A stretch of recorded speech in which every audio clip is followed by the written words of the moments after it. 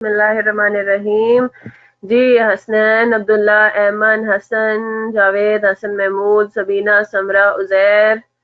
हम class start कर रहे हैं। Let the others join us when they do that.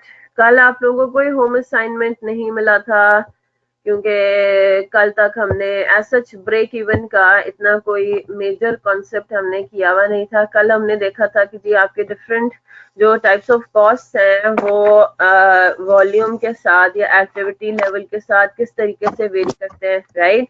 हमने उनको बहुत अच्छे तरीके से देखा, पहले भी हम देखते आए थे, लेकिन हमने फिर एक फाइनली एक अपना कंक्लूजन इस तरह से डिराइव किया। यहाँ पे कुछ करेक्शंस थी, वो मैंने आपको कही थी कि you have to make them, ये और इनवर्स है।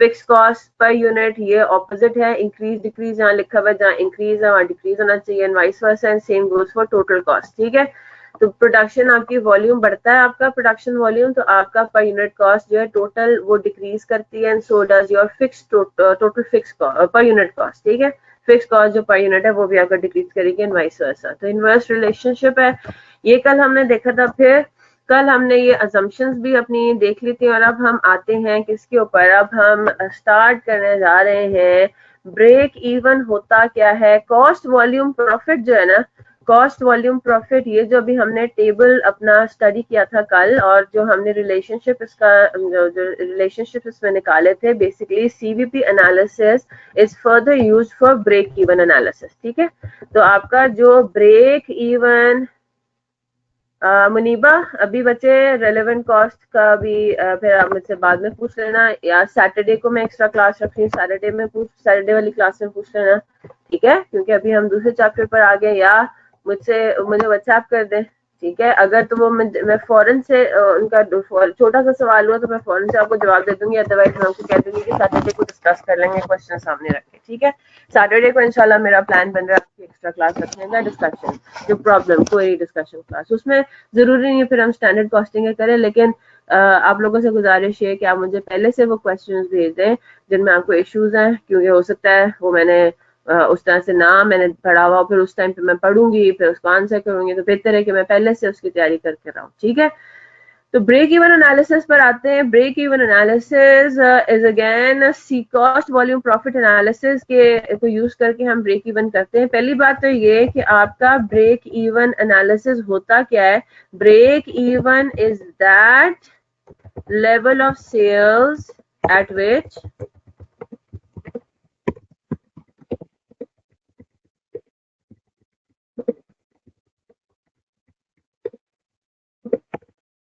ठीक है, ये बात तो आप सबको, ज्यादातर स्टूडेंट्स को ये बात पता है कि ब्रेक इवन होता क्या है। It is that level of sales at which the entity earns neither a profit nor a loss, है ना। यानी कि हमें हमें हमारा टारगेट क्या होना चाहिए, the entity should target to at least make this level of sales, है ना। तो हम लोग क्या करते हैं जी, ब्रेक इवन जो है can be expressed in terms of units as well as in terms of amounts। ठीक है, तो ये हम दोनों तरीकों से एक्सप्रेस कर सकते हैं। हम ये बात कह सकते हैं कि जी ब्रेक इवन यूनिट्स इतने होने चाहिए कि आपको एटलीस्ट 2000 यूनिट्स बेचने चाहिए, अगर आपको जो है वो लॉस में नहीं जाना, तो एटलीस्ट आप 2000 यूनिट्स तो बेचें। 2000 यूनिट्स पे क्या होगा, ना प्रॉफिट होगा ना लॉस होगा। 2000 यूनिट से ऊपर जाते जाएंगे तो प्रॉफिट होता रहेगा। या तो हम इस तरह से एक्सप्रेस करें, भी हम सारे फॉर्मूलाज में आपको भी लिखवाती हूँ। ठीक है, तो या तो आप इस तरीके से अपना सारा जो है वो ब्रेक इवन यूनिट्स के बारे में एक्सप्रेस अपने आप को मतलब अपना एक्सप्रेस करें, या फिर आप अमाउंट के बारे में भी बता सकते हैं, और वो नॉर्मली होता है ब्रेक इवन सेल्स। ठीक है, क्या सेल्स के ऊपर बेसिकली हमारा फोकस हो रहा होता है कि हम कितनी अमाउंट ऑफ सेल्स करेंगे तो हमारा नो प्रॉफिट नो लॉस होगा। ठीक है, यहाँ तक बात समझ आ गई। अब बिफोर डिस्कसिंग दिस फर्दर हम थोड़े से जरा बेसिक फॉर्मूलाज मैं आपको लिखवा रही हूँ। ठीक है, इसके अलावा भी कुछ और फॉर्मूलाज होंगे जैसे मार्जिन ऑफ सेफ्टी वगैरह, वो मैं अभी आपको लिखवा दूंगी, लेकिन उनकी डिस्कशन ऑब्वियसली होगी बाद में। या मैं एक काम करती हूँ, मैं लिखवाऊंगी भी जब हम डिस्कशन करेंगे उनकी, तो फिर मैं बैक हैंडबुक की ऑर्डर को फॉलो करती हूँ। ठीक है, तो कुछ हम बेसिक फॉर्मूलाज देख लेते हैं, उनमें से कुछ तो बिल्कुल ही जो है वो ऑब्वियस हैं। पहली बात तो ये कि जब हम ब्रेक इवन एनालिसिस करते हुए या कॉस्ट वॉल्यूम प्रॉफिट एनालिसिस करते हुए, सीवीपी एनालिसिस के लिए भी ये फॉर्मूलाज ऑब्वियसली वैलिड है। तो जब हम बात करते हैं टोटल कॉस्ट की, तो we are talking about total fix cost and total variable cost, ठीक है। तो total fix cost plus total variable cost. अब इसके अंदर क्या पॉइंट है डिस्कशन का, वो ये है कि जब हम यहाँ पे कॉस्ट की डिस्कशन कर रहे हैं तो यहाँ पे हम सिर्फ और सिर्फ कॉस्ट ऑफ प्रोडक्शन की बात नहीं कर रहे, हम पूरी एंटिटी के अंदर जितनी भी कॉस्ट इन्वॉल्व हो रही है हम सबको सबके बारे में बात करें। तो टोटल फिक्स कॉस्ट में क्या क्या आ जाएगा, फिक्स कॉस्ट ऑफ प्रोडक्शन यानी कि फिक्स्ड ओवरहेड्स आपके, और fixed admin and selling, fixed advertising, so on and so fourth. Clear होगी बात?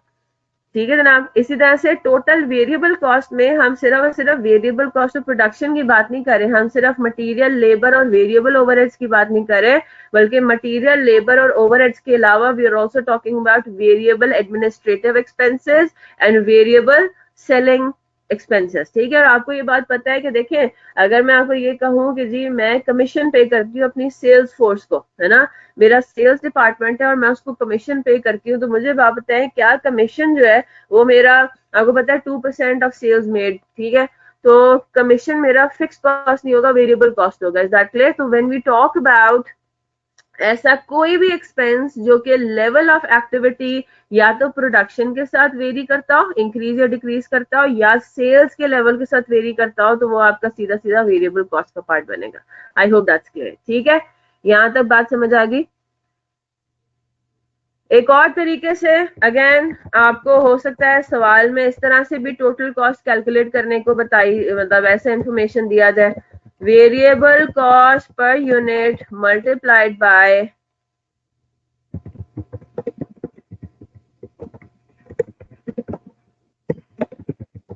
ये वाला फॉर्मूला किस बेसिस पे बेसिकली हम लिख रहे हैं, वो इस बेसिस पे लिख रहे हैं कि नॉर्मली आपको मैंने ये पहले भी बताया हुआ है कि जो वेरिएबल कॉस्ट है वो एक्सप्रेस की जाती है पर यूनिट के सेंस में, और फिक्स कॉस्ट आपको बताई जाती है टोटल। तो total cost of the entity अगर हमें कहीं पे कैलकुलेट करना हो तो उसका हमारे पास क्या फॉर्मूला बनेगा, variable cost per unit multiplied by total units plus total fix cost, यानी कि y is equal to ax plus b, ठीक है। This simple as that. फिर अगर हम थोड़ा सा अपने प्रॉफिट को भी एनालाइज करके देखें, आप चाहें तो आप इसको 1 2 3 करके एक्सप्रेस कर लें सारे फॉर्मूलाज को, ठीक है।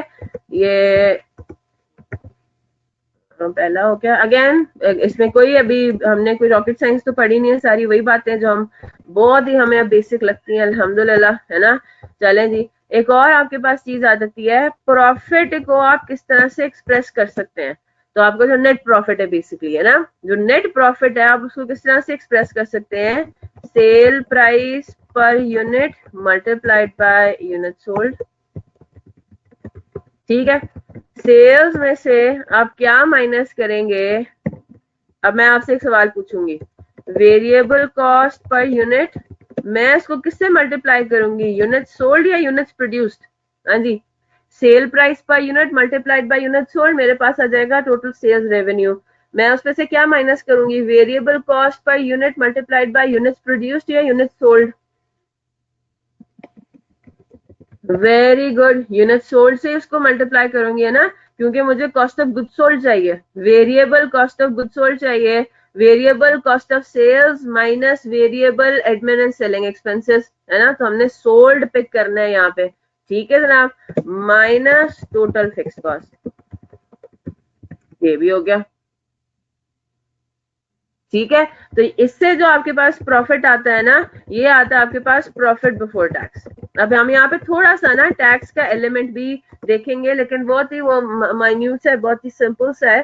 तो sale price multiply by unit sold minus variable cost multiply by unit sold minus total fix cost, आपके पास आ जाता है प्रॉफिट बिफोर टैक्स, ठीक है। फिर उसके बाद अब हम अपनी मेन जो जिस चीज के ऊपर हमें आना पड़ेगा ना, जो चीज हमें अभी देखनी है ब्रेक इवन के अंदर, अब हम उसके ऊपर आ रहे हैं। अब हम जरा रिवाइज करते हैं, हमने कंट्रीब्यूशन मार्जिन का भी फॉर्मूला पढ़ा हुआ है, ठीक है। कंट्रीब्यूशन का फॉर्मूला क्या है? Contribution is equal to sales, या तो पर यूनिट हो या टोटल हो, माइनस वेरिएबल कॉस्ट, है ना। अगर आप सारी चीजें पर यूनिट ले रहे हैं तो आपके पास कंट्रीब्यूशन पर यूनिट आएगा। अगर आप सारी चीजें टोटल ले रहे हैं, total sales minus total variable cost, मतलब production cost plus admin and selling दोनों, all variable cost of the entity, तो आपके पास आंसर क्या आएगा? कंट्रीब्यूशन टोटल में आएगा। ठीक है, अब हम जरा थोड़ा सा जिक्र करते हैं कि कंट्रीब्यूशन होता क्या है। इसके लिए ये सब चीजें आपके पास देखें, हम यहाँ से बेसिकली अपना स्टार्ट कर रहे हैं काम। ठीक है, हमारे पास एक ये बड़ी अच्छी लाइन लिखी हुई है, ये जरा पढ़ते हैं। ये हमारा पैक का हैंडबुक का पेज नंबर 358 है। हम बिल्कुल ऑर्डर से चल रहे हैं। इसके अंडरलाइंग अजम्पशंस हमने कल की, फिर उसके बाद अभी हम इस की पॉइंट पर आ रहे हैं। Contribution is called contribution as this is contribution towards fixed cost. अब इसका क्या मतलब है उसको जरा हम देख लेते हैं। ठीक है, प्रॉफिट कैलकुलेट करने के लिए, है ना, प्रॉफिट कैलकुलेट करने के लिए एक और फॉर्मूला है हमारा। ठीक है, प्रॉफिट बिफोर टैक्स, सारी चीजें अभी हम बिफोर टैक्स ही ले रहे हैं। ठीक है, प्रॉफिट बिफोर टैक्स कैलकुलेट करने का एक और फॉर्मूला है कंट्रीब्यूशन माइनस फिक्स कॉस्ट, है ना, minus total fix cost. Total contribution minus total fix cost, आपके पास क्या आ जाएगा? Total profit of the entity. ये बात सबको समझ में आ रही है बात? अब जरा हम इसको देखते हैं। हम ये बात कह सकते हैं, अगर मैं आपको ये स्टेटमेंट कहूं तो मुझे बताएं आपको ये बात समझ में आती है या नहीं। मैं अगर आपको ये कहूं हमारा कंट्रीब्यूशन एटलीस्ट फिक्स्ड कॉस्ट के इक्वल होना चाहिए in order for us to avoid losses. बात समझ आ रही है? हमारा जो कंट्रीब्यूशन है वो एटलीस्ट इतना हो कि वो फिक्स कॉस्ट को कवर कर ले, तो हमारी एंटिटी क्या होगी? हमारी एंटिटी सेफ जोन में रहेगी, हमारी एंटिटी लॉस नहीं कमाएगी। बात समझ आ रही है ना? अगर हमारे बेसिकली कंट्रीब्यूशन का मकसद क्या होता है? कंट्रीब्यूशन वो टाइप ऑफ प्रॉफिट या वो एलिमेंट होता है प्रॉफिट का जिसने फिक्स कॉस्ट को कवर करना होता है ना। तो हमारा ऑब्जेक्टिव एज एन एंटिटी क्या होना चाहिए कि हम ना लॉस देखें। वेरिएबल कॉस्ट तो आपको पता है कि एक्टिविटी लेवल के साथ इंक्रीज या डिक्रीज करेगा, है ना। उसके ऊपर तो आप ये कह सकते हैं कि भाई अगर हम अपनी वॉल्यूम बढ़ा देंगे तो हमारा वेरिएबल कॉस्ट भी बढ़ेगा और हमारा सेल्स वैल्यू भी बढ़ेगी, तो अल्टीमेटली हमारा कंट्रीब्यूशन भी बढ़ेगा, राइट। तो हम ये बात कर सकते हैं कि कंट्रोल पर्पसेस के लिए या अपनी डिसीजन मेकिंग के लिए हम अगर ये कहें कि बेटे कि फिक्स कॉस्ट एक ऐसी चीज है जो कि हमारे अपेरेंटली कंट्रोल में नहीं है ना। फिक्स कॉस्ट ऐसी है कि बस भाई आजकल रेंट है वो आपका बढ़ा हुआ है, अब आपने फैक्ट्री रेंट पे ली हुई है तो आपको लाजमी तौर पे 1.5 लाख रुपए पर मंथ, आप सबसे चीपेस्ट ऑप्शन पे भी गए तो आपको 1.5 लाख रुपए पर मंथ के ऊपर जो है अपना head office for example rent पे मिला। ठीक है, आप बिजली जो है वो जितनी कम से कम भी कंज्यूम करते हैं आपको फिर भी उसका फिक्स्ड एलिमेंट जो है वो पे करना ही करना है। Is that clear? आप बाकी सारी चीजें जो है वो जितना भी आप कंट्रोल करें आपने कुछ ना कुछ उसको पे ही करना है। तो फिक्स कॉस्ट एक ऐसी चीज है कि हमें कोशिश करनी है कि हम इतना कंट्रीब्यूशन जरूर कैलकुलेट अपना अर्न करें जो कि कंट्रीब्यूट कर सके टूवर्ड्स फिक्स कॉस्ट, ताकि वो कवर कर सकते फिक्स कॉस्ट को और हमारे पास ना एटलीस्ट अगर प्रॉफिट नहीं होता तो लॉस भी ना हो। तो बात समझ आ रही है? तो अब हम आहिस्ता आहिस्ता से किसके ऊपर आ रहे हैं? अब हम आ रहे हैं अपने ब्रेक इवन के फॉर्मूले के ऊपर। अब जरा कंट्रीब्यूशन से रिलेटेड एक और हमारे पास फॉर्मूला एक चीज बनती है जिसको हम कहते हैं कंट्रीब्यूशन टू सेल्स रेशियो। ठीक है, इसका शॉर्ट फॉर्म है CS रेशियो। इसको CS रेशियो से कहा जाता है? कंट्रीब्यूशन टू सेल्स रेशियो कैसे कैलकुलेट होता है? फॉर्मूले के अंदर इसको, नाम के अंदर इसका ऑलरेडी फॉर्मूला दिया हुआ है। क्या आपके पास फॉर्मूला बनता है? या तो आप पर यूनिट लें कंट्रीब्यूशन या टोटल लें, आंसर सेम आएगा। तो इसका रेशियो क्या बनता है? Contribution over sales into 100। ठीक है, या तो आप ये दोनों चीजें पर यूनिट लें। अगर आप कंट्रीब्यूशन पर यूनिट ले रहे हैं तो ख्याल रखिएगा सेल्स भी आपने सेलिंग प्राइस पर यूनिट लेनी है। ठीक है, मल्टीप्लाइड बाय 100। तो इससे हमें ये पता लगे, जिस तरह ग्रॉस प्रॉफिट की परसेंटेज निकालते हैं ना आप लोग, जिस तरह आप कैलकुलेट करते हैं नेट प्रॉफिट की परसेंटेज, आप लोगों ने पढ़ा हुआ है अपने रेशियोज की कैलकुलेशन के अंदर, उस तरह से ये भी रेशियो कैलकुलेट हो सकता है कि भाई आप कंट्रीब्यूशन कितना कमा रहे हैं as a percentage of its sales. आप जितना सेल कर रहे हैं उसमें से कंट्रीब्यूशन कितना है। ठीक है, इज दैट क्लियर? तो एक ये हमने रेशियो पढ़ लिया। ठीक है, contribution margin, contribution to sales ratio, CS ratio. ठीक है, ये परसेंटेज की टर्म्स में भी आप एक्सप्रेस कर सकते हैं। अगर आप 100 से मल्टीप्लाई इसको नहीं करते तो आंसर आपका डेसिमल्स में भी आप एक्सप्रेस कर सकते हैं। तो दोनों तरीकों से एक्सप्रेशन जायज है, या तो परसेंटेज की टर्म में, या जिस तरह रेशियो होता है 0.3 0.4:1, ठीक है। 0.3:1 भी हो सकता है, 30% भी हो सकता है, तो it can be expressed in either ways. अब हम आ जाते हैं जरा,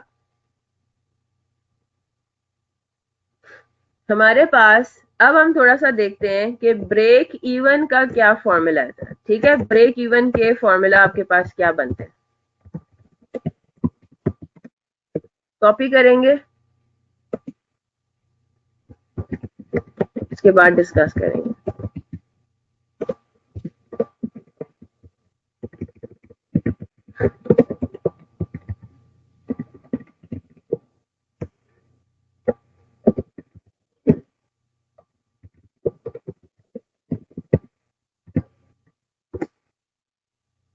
कॉपी आपने गौर से ख्याल से करना है। टोटल फिक्स कॉस्ट लेनी है और डिवाइड उसको करना है कंट्रीब्यूशन पर यूनिट से। यहाँ पे हम ये नहीं कहेंगे कि अगर टोटल फिक्स कॉस्ट है तो हम उसको डिवाइड करेंगे टोटल कंट्रीब्यूशन से, नहीं।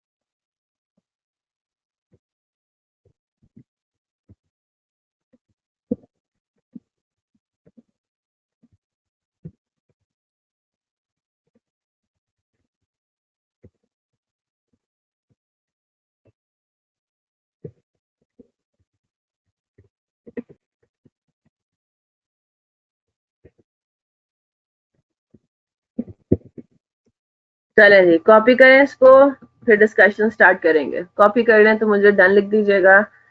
दो तीन और फॉर्मूलाज हैं, मार्जिन ऑफ सेफ्टी नाम की एक चीज होती है, लेकिन वो मैं फिर बाद में लिखवाऊंगी।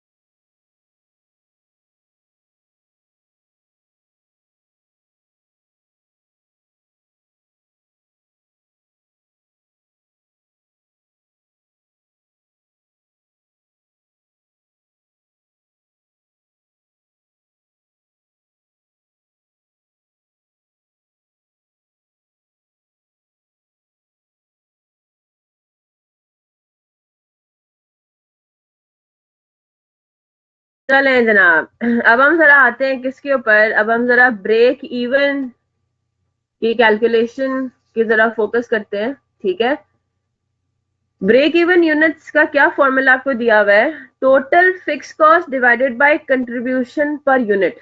ठीक है, इस फॉर्मूले को जब आप यूज करेंगे तो आपके पास क्या अमाउंट आएगी वो क्या रिप्रेजेंट करेगा कि हम कितने यूनिट्स मैन्युफैक्चर करें, सॉरी कितने यूनिट सेल करें, सेल की बात है, ठीक है, सेल्स के ऊपर हमारा फोकस है, क्योंकि सेल करने के बाद ही प्रॉफिट कमाएंगे ना, सेल करने के बाद ही कंट्रीब्यूशन कमाएंगे। तो इस फॉर्मूले को यूज करके जो आपके पास आंसर आता है वो बेसिकली क्या आपको रिप्रेजेंट करता है कि हम कितने यूनिट सेल करेंगे तो हमारे पास इतना कंट्रीब्यूशन आएगा कि हम अपनी फिक्स कॉस्ट को कवर करें, मतलब 100% सिर्फ फिक्स कॉस्ट को ही कवर करें। बात समझ आ रही है? तो कंट्रीब्यूशन पर यूनिट आपने डिनोमिनेटर में रखा है, टोटल फिक्स कॉस्ट न्यूमरेटर में रखा है। इससे ज्यादा मैं आपको फॉर्मूला की डेरिवेशन और उसमें जाने लेके नहीं जाऊंगी, ठीक है। बड़ा सिंपल सा फॉर्मूला है, टोटल फिक्स कॉस्ट। इन अदर वर्ड्स आप इस तरह से इसको डिवाइड कर रहे हैं, आप ये चीज डिवाइड कर रहे हैं कि आपको फिक्स कॉस्ट पर यूनिट आपकी आपने कंट्रीब्यूशन पर यूनिट कितना रखना है, मतलब जो जितना रखा हुआ जितना आप कैलकुलेट करते हो वो कितने यूनिट्स के ऊपर सफिशिएंटली कैलकुलेट होगा, तो मैं आपको कहूंगी कि हाँ जी ये फिक्स कॉस्ट के इक्वल आया। तो वही बेसिकली आपका ब्रेक इवन यूनिट्स जो है वो ऐसे लेवल पे आपकी निकलेगी सेल्स, ऐसे यूनिट्स की यूनिट्स का आंसर आएगा जिनकी सेल हम करेंगे तो ना प्रॉफिट होगा ना लॉस होगा, क्योंकि कंट्रीब्यूशन मार्जिन जितना आप पूरा का पूरा कमा रहे हो वो सारा का सारा फिक्स कॉस्ट के इक्वल है, ठीक है। ब्रेक इवन सेल्स आप इस तरह से भी निकाल सकते हैं, total fix cost over C S ratio, ठीक है। सी एस रेशियो सिंपली क्या है, कंट्रीब्यूशन ओवर सेल्स इनटू 100, ठीक है। तो टोटल फिक्स कॉस्ट न्यूमरेटर वही का वही है, लेकिन अगर आप कंट्रीब्यूशन पर यूनिट के बजाय सीएस रेशियो से उसको डिवाइड कर देते हो तो आपके पास बेसिकली आंसर आ जाता है रुपीज में, अमाउंट्स के अंदर आंसर आ जाता है कि break even sales in rupees कितनी होंगी, ठीक है। तो ब्रेक इवन यूनिट्स हो गए, ये आप इसको करते हैं आगे इसके सामने ब्रैकेट लिख दें ताकि आपको ये बात समझ में आ जाए कि भाई ये क्या है। अच्छा, इसके अलावा एक और चीज भी है, इसको चाहे तो आप नीचे अलग से लिख लें, ठीक है। Break even sales in rupees निकालने का एक और फॉर्मूला भी है, और वो क्या फॉर्मूला है, ब्रेक इवन यूनिट्स जितने भी हैं उसको आप किससे मल्टीप्लाई कर दो उसको सेलिंग प्राइस पर यूनिट से, ठीक है। बेसिकली वही चीज है ना, बेसिकली ये वही चीज है कि जो ब्रेक इवन यूनिट्स है उनकी सेल्स वैल्यू क्या बनती है, वो आपका break even sales in rupees है। तो या तो आप ये वाला फॉर्मूला यूज करें या आप सिंपली ब्रेक इवन यूनिट्स को मल्टीप्लाई कर दें सेलिंग प्राइस पर यूनिट से। फिर आगे एक और चीज मैंने आपको लिखवाई है, to earn a certain profit. जब हम सवाल के ऊपर आएंगे ना तो ये बात आपको ज्यादा अच्छे से समझ में आएगी, ठीक है। अब एक तरह इंपॉर्टेंट नोट लिख लें,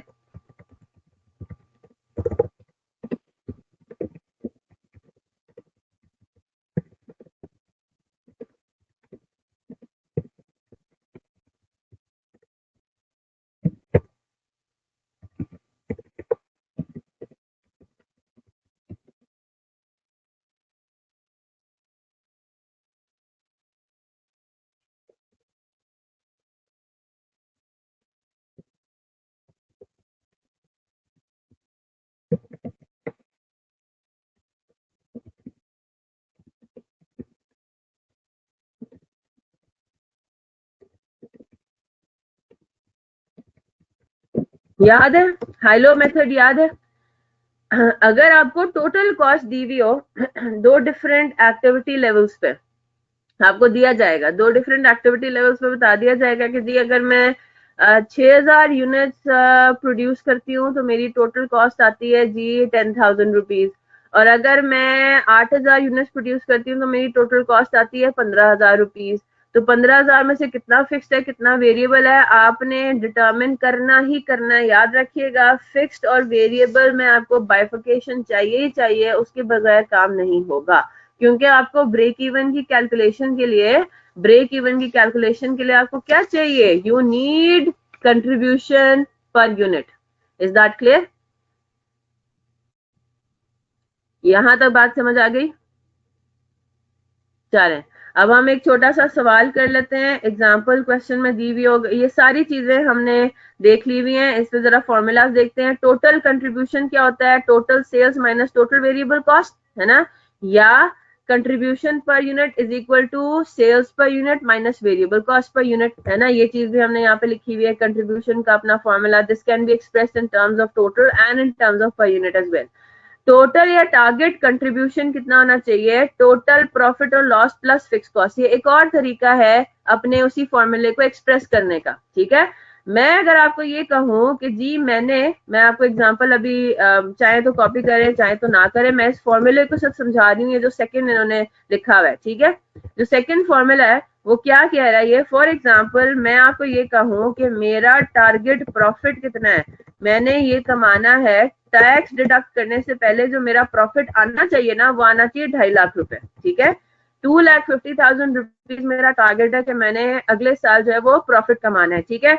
मुझे ये बात पता है ना, फिक्स कॉस्ट के बारे में तो मैं थोड़ी बहुत सर्टेनिटी के साथ ये कह सकती हूँ ना कि भाई अगले साल की मेरी कॉस्ट क्या होंगी, खर्चे क्या होंगे, क्यों, क्योंकि फिक्स कॉस्ट तो इसी साल से जो है वो सेम ही रहने, ज्यादा से ज्यादा मैं इन्फ्लेशन का इफेक्ट लगा सकती हूँ मुझे अगर इन्फॉर्मेशन गिवन हो। तो मैं अगर आपको ये कहूँ कि ऑन एन एवरेज मेरी हर साल जो है ना वो फिक्स कॉस्ट होती है 1 मिलियन रुपीज पर एनम, ठीक है। तो अगले साल का मैंने टारगेट प्रॉफिट इतना कमाना है, तो मुझे बताएं जरा मुझे कितना कंट्रीब्यूशन कमाना पड़ेगा, कितना मुझे कंट्रीब्यूशन कमाना पड़ेगा to earn a target profit of 2,50,000। तो मेरे पास क्या आंसर आएगा, 1 लाख मेरी फिक्स कॉस्ट है और 250 मुझे उसके अलावा भी कमाना है। तो एटलीस्ट अगर मैं ब्रेक इवन करूंगी तो मुझे at least 1 million rupees profit contribution कमाना है ना। लेकिन अगर मुझे उससे ओवर एंड अबव प्रॉफिट चाहिए तो मैं उतना उसमें ऐड कर दूंगी। इसका मतलब ये हुआ कि अगर मैं कंट्रीब्यूशन कमाती हूँ 1,250,000 रुपीज तो फिर मैं अपना नेट प्रॉफिट कमा सकूंगी 2.5 लाख का, ठीक है। अब मुझे बात बताइए, कीपिंग दिस सिंपल, क्या आप नंबर ऑफ यूनिट्स कैलकुलेट कर सकते हो कि कितने आपको यूनिट सेल करने पड़ेंगे to earn a target profit of 2,50,000? वो बेसिकली ऊपर वाले फॉर्मूले का ही बेस लाइन है। हाँ जी। अगर मैं आपको साथ में क्या दे दूं, मैं अगर साथ में आपको दे दूं कि जनाब मेरी जो मुझे वेरिएबल कॉस्ट और सेल प्राइस पर यूनिट अगर मैं आपको दे दूं तो क्या आप मुझे कैलकुलेट करके बता सकते हैं? मैंने आपको कह दिया कि जी मैं जो कंट्रीब्यूशन मार्जिन पर यूनिट मेरा नॉर्मली होता है ना पर यूनिट, वो है फॉर एग्जांपल 10 रुपए। तो मुझे आप बताएं कि आप नंबर ऑफ यूनिट्स भी मुझे बता सकते हैं टारगेट प्रॉफिट को कमाने के लिए? बिल्कुल, है ना। कंट्रीब्यूशन टोटल कितना अर्न करना है, 1,250। तो total units to be sold कितना होगा? आप ये कहेंगे कि ऑन एन एवरेज मैं एक यूनिट को बेचने पे कंट्रीब्यूशन कमाती हूँ 10 रुपए का, है ना। तो मुझे 1,250,000 कंट्रीब्यूशन कमाना है तो मुझे कितने यूनिट्स बेचने पड़ेंगे? 1,25,000। Is that clear? तो ये जो ऊपर वाला फॉर्मूला है टारगेट प्रॉफिट वाला, ये बेसिकली इसी पे बेस करता है। इस पे हम दोबारा आएंगे, ठीक है, वापस आएंगे तो अगेन इसको मैं भी फर्दर डिस्कस नहीं कर रही। ये बात लेकिन समझ में आ जाती है ना? ये बात समझ में आ जाती है। आपने कहा जी कंट्रीब्यूशन टू बी अर्न कितना है, टारगेट कंट्रीब्यूशन हमारा होना चाहिए 1.25 मिलियन, और आपको ये बात बता दी गई है कि जी सीएम पर यूनिट ये आप कैलकुलेट कर सकते हैं sales price minus variable cost है। तो आपको पर यूनिट आपको बताया जा रहा है कि एक यूनिट सेल होने पे आप कंट्रीब्यूशन मार्जिन कमाते हैं 10 रुपए का। तो मुझे आप बताएं टोटल कंट्रीब्यूशन 1.25 मिलियन का कमाने के लिए आपको कितने यूनिट सेल करने पड़ेंगे? वो आ जाएगा 1,25,000 यूनिट, ठीक है। तो ये फॉर्मूला बेसिकली हमने दोबारा आगे जाके देखना भी है। आगे आ जाते हैं। टोटल कंट्रीब्यूशन का फॉर्मूला क्या है? अगेन वही contribution per unit multiplied bye operating level, और नॉर्मली ऑपरेटिंग लेवल क्या होता है? यूनिट सोल्ड, ठीक है। इस केस में हम यूनिट सोल्ड लेंगे। तो टोटल कंट्रीब्यूशन क्या है, फॉर्मूला क्या है? Contribution per unit multiplied bye operating level. Again ये वही वाले ऑब्वियस वाले फॉर्मूलाज हैं, मैंने नहीं लिखवाया लेकिन पैक हैंडबुक में लिखे हुए हैं, तो there is no use of repeating them in our notes as well, ठीक है। टारगेट प्रॉफिट क्या होगा आपका? Target contribution minus fix cost, another way to express it, ठीक है। हम अगेन इसको दोबारा देखेंगे तो हम उसमें इस फॉर्मूले को भी दोबारा रिविजिट करेंगे। तो टारगेट प्रॉफिट आपका किस तरह से कैलकुलेट होगा? Target contribution minus fix cost, target operating level to achieve target profit is equal to target contribution divided by CPU, ठीक है। तो अगेन ये चीज हम दोबारा देखेंगे, ठीक है। आगे आते हैं। Break even is that point where sales revenue equals total cost. In other words, एक और तरीका आगे एक्सप्रेस करने का, सेल्स रेवेन्यू जहां पे टोटल कॉस्ट के इक्वल हो वो ब्रेक इवन है। सेल्स में से आपने कॉस्ट सारी माइनस की, दोनों इक्वल है, आंसर आया 0। That is there is neither profit nor loss. Since profit or loss is the difference between contribution and fixed cost, thus break-even point occurs where contribution equals fixed cost. ठीक है, यहाँ तक बात clear हो गई। ये वाला फॉर्मूला भी हमने देख लिया, contribution is equal to fix cost या contribution minus fix cost is equal to 0, ठीक है। रिलेशनशिप क्या है? अब मेरी बात गौर से सुनिएगा। अब ये अगेन सारी ऐसी बातें कि इसमें ना हमें नोट करने की कोई जरूरत है। अगेन ये फिर खुल गया।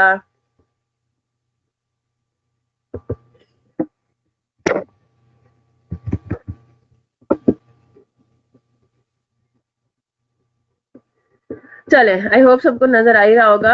अच्छा जी, अब हमने जरा रिलेशनशिप देखना है कि ब्रेक इवन के यूनिट्स, ये एनओ जो लिखा हुआ है this is actually break even के नंबर ऑफ यूनिट्स, ठीक है। मैं अगर आपको ये कहूं कि मैंने पिछले साल के मुकाबले में, मेरी पिछले साल के मुकाबले में फिक्स कॉस्ट बढ़ गई, ठीक है। पिछले साल मैं अगर आपको इस तरह से कहूं कि लास्ट ईयर मेरा जो ब्रेक इवन यूनिट्स थे वो थे फॉर एग्जांपल 5000। क्या मतलब हुआ इसका? पिछले साल जब मैंने कैलकुलेशन की थी तो मेरे पास ये आया था कि जीरो प्रॉफिट और लॉस, यानी कि ब्रेक इवन करने के लिए मुझे कितने यूनिट्स रिक्वायर्ड थे? 5000। अब मैंने एक्चुअली जितने भी यूनिट सेल किए वो एक अलग बात है, ठीक है। फॉर एग्जांपल मैंने 5000 से ज्यादा ही सेल किए, ठीक है, यानी कि मैंने प्रॉफिट कमाया। लेकिन मैंने पिछले साल की फिक्स कॉस्ट के हिसाब से जब कैलकुलेशन की थी तो मेरे पास ये आंसर आया था कि आपने एटलीस्ट 5000 यूनिट्स तो सेल करने ही करने, ठीक है जनाब। ये मेरा ब्रेक इवन था। अगर मैं आपको ये कहूं कि करंट ईयर में मेरी फिक्स कॉस्ट जो है वो अब बढ़ गई है, ठीक है, मैं कोई अमाउंट वगैरह नहीं यूज कर रही, आपने सिर्फ मुझे थ्योरेटिकली बताना है। करंट ईयर में मेरी फिक्स कॉस्ट अब बढ़ गई है, तो मुझे बात बताइए करंट ईयर का के ब्रेक इवन यूनिट्स अब जो है, बाकी सारी चीजें सेम है, contribution margin per unit same है जो पिछले साल था, सेलिंग प्राइस पर यूनिट पिछले साल से सेम है, वेरिएबल कॉस्ट पर यूनिट पिछले साल से सेम है, कंट्रीब्यूशन मार्जिन पर यूनिट पिछले साल से सेम है, सिर्फ किस चीज में इंक्रीज आया? फिक्स कॉस्ट में। तो मुझे बात बताइए करंट ईयर में अब मुझे ज्यादा नंबर ऑफ यूनिट सेल करने पड़ेंगे टू ब्रेक इवन या कम नंबर ऑफ यूनिट सेल करने पड़ेंगे to cover my fix cost? ज्यादा हो जाएगा ना, है ना। अब वो क्या हो जाएगा? अब मुझे मेरी क्योंकि फिक्स कॉस्ट बढ़ गई है ना। अब मेरी फिक्स कॉस्ट बढ़ गई है, कंट्रीब्यूशन मार्जिन पर यूनिट वही है, पिछले साल वाला ही है। तो अब मुझे 5000 से ज्यादा यूनिट सेल करने पड़ेंगे ताकि मैं ज्यादा अमाउंट ऑफ कंट्रीब्यूशन कमाऊं, ताकि वो फिक्स कॉस्ट को कवर करे 100% और मैं जीरो प्रॉफिट और लॉस पे आ जाऊं। Is that clear? तो वो अभी हो सकता है इस साल 6000 यूनिट्स निकले, ठीक है। द पॉइंट इज मेरी फिक्स कॉस्ट अगर बढ़ेगी compare to the previous period तो मेरा क्या होगा?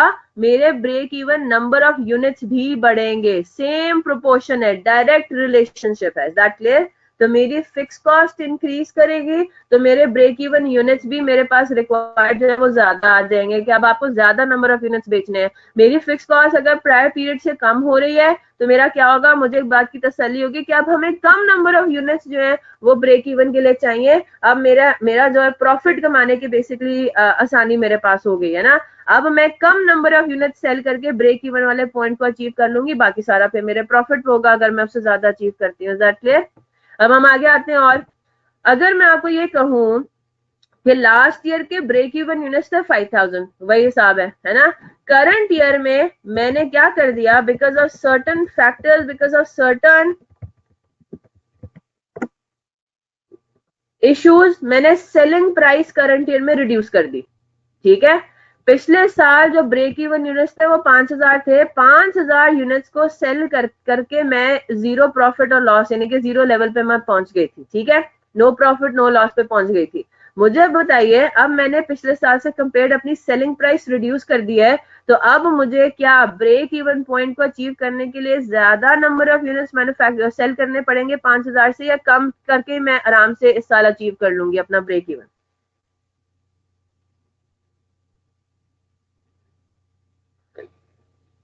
हाँ जी, बात समझ आ रही है। अब भी यहाँ पे ज्यादा होगा, अब मेरे ब्रेक इवन यूनिट्स भी क्या होंगे?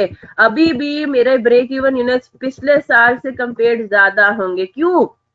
सेलिंग प्राइस कम हो गई है ना, सेलिंग प्राइस कम हो गई है। तो करंट ईयर में भी अब हमें दोबारा ज्यादा मेहनत करनी पड़ेगी to achieve break even point, to cover our fix cost. Fix cost मेरी सेम है, पिछले साल से सेम है, लेकिन पिछले साल क्योंकि सेलिंग प्राइस मेरी ज्यादा थी ना, तो मैं बहुत ज्यादा जल्दी मैंने जो है वो कंट्रीब्यूशन कमा लिया था, 5000 यूनिट्स पे मैंने इनफ कंट्रीब्यूशन कमा लिया था, है ना। अब क्योंकि मेरे पास सेलिंग प्राइस कम हो गई है, मेरा कंट्रीब्यूशन मार्जिन पर यूनिट कम हो गया, तो अब मुझे ज्यादा नंबर ऑफ यूनिट्स बेच के मेरा फिक्स कॉस्ट कवर होगा। तो यहाँ पे भी मेरे पास क्या, अब यहाँ पे इनवर्स रिलेशनशिप आ गया। पिछले पीरियड से कंपेयर मेरी सेलिंग प्राइस कम हो गई है, लेकिन मेरे ब्रेक इवन यूनिट्स बढ़ गए, है ना। तो यहाँ पे क्या हो रहा है, सेलिंग प्राइस पर यूनिट के साथ ब्रेक इवन का इनवर्स रिलेशनशिप है। या तो नंबर ऑफ यूनिट्स लें या सेल्स रेवेन्यू लें, एक ही बात है, ठीक है। तो दोनों चीजों के साथ break even number of units and break even sales in rupees के साथ आपका इनवर्स रिलेशनशिप है। अच्छा जी, अब वेरिएबल कॉस्ट पर आते हैं।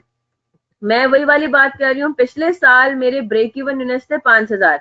अब मेरी जो वेरिएबल कॉस्ट है ना, वेरिएबल कॉस्ट पर यूनिट अब बढ़ गई, ठीक है, अब बढ़ गई। चले इसको मैं एक्सप्रेस करने के लिए मैं आपके सामने प्रॉपर एग्जांपल मैं कर लेती हूँ, ठीक है। वेरिएबल कॉस्ट पर यूनिट मेरा था फॉर एग्जांपल यहाँ पे 10 रुपीज, ठीक है, 10 रुपीज था,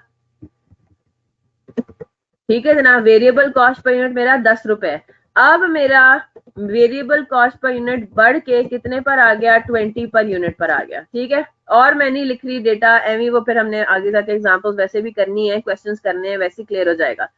अब मुझे बात बताइए, आपको क्या लगता है करंट ईयर का break even level, break even units मेरे 5000 से ज्यादा होंगे या कम होंगे?